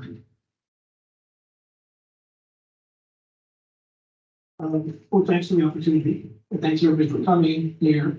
If everybody's hungry. I've learned a lot being part of this panel. I really appreciate all of you for helping educate me in this process. And whether or not I get selected, I will be probably reaching out to community for some more insight. So I really appreciate being a part of this process. You guys like the decision, but good luck.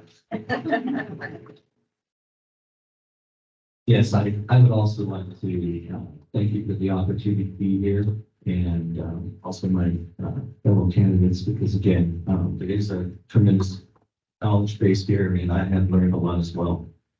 And I'd like to thank the people that are engaging, that are sitting here in the audience, or that are watching this virtually, taking the time out. That shows that you're interested in the community. I mean, from my background, where sometimes it can be difficult to get people to engage, I appreciate it a lot. I would also like to say that, if you look at what I posted, what was posted rather in the Tillman Pioneer, I indicated that I would run if I determined that it was in the best interest of the community. So if I weren't appointed, it might not be in the best interest to start the training all over again. So whoever this candidate is, they're going to be spending the next year. This, my experience is it takes about a year for someone to get up and running and actually do, plug in, and do what is needed. So it might not make sense if that person is doing a good job to just run to see if they think they're doing a good job. And that's what I mean by what's best in the interest of the community, excuse me. And so again, that would be my intention. But I would like to say also, and I'll just close with this, that I think the best thing that you can do as a leader is not set yourself up to be irreplaceable, but to set yourself up to be replaceable. Everything that I do in the position I'm in now, I set up so that those that follow in my footsteps can pick up and grab that and move on, so that there's the least amount of downtime. So whether I'm appointed and not reelected, or I don't even move at all, I just want you to know that it's always my mindset to set things up so that someone can move into my place, because that's what I think a successful leader is. So again, thank you very much.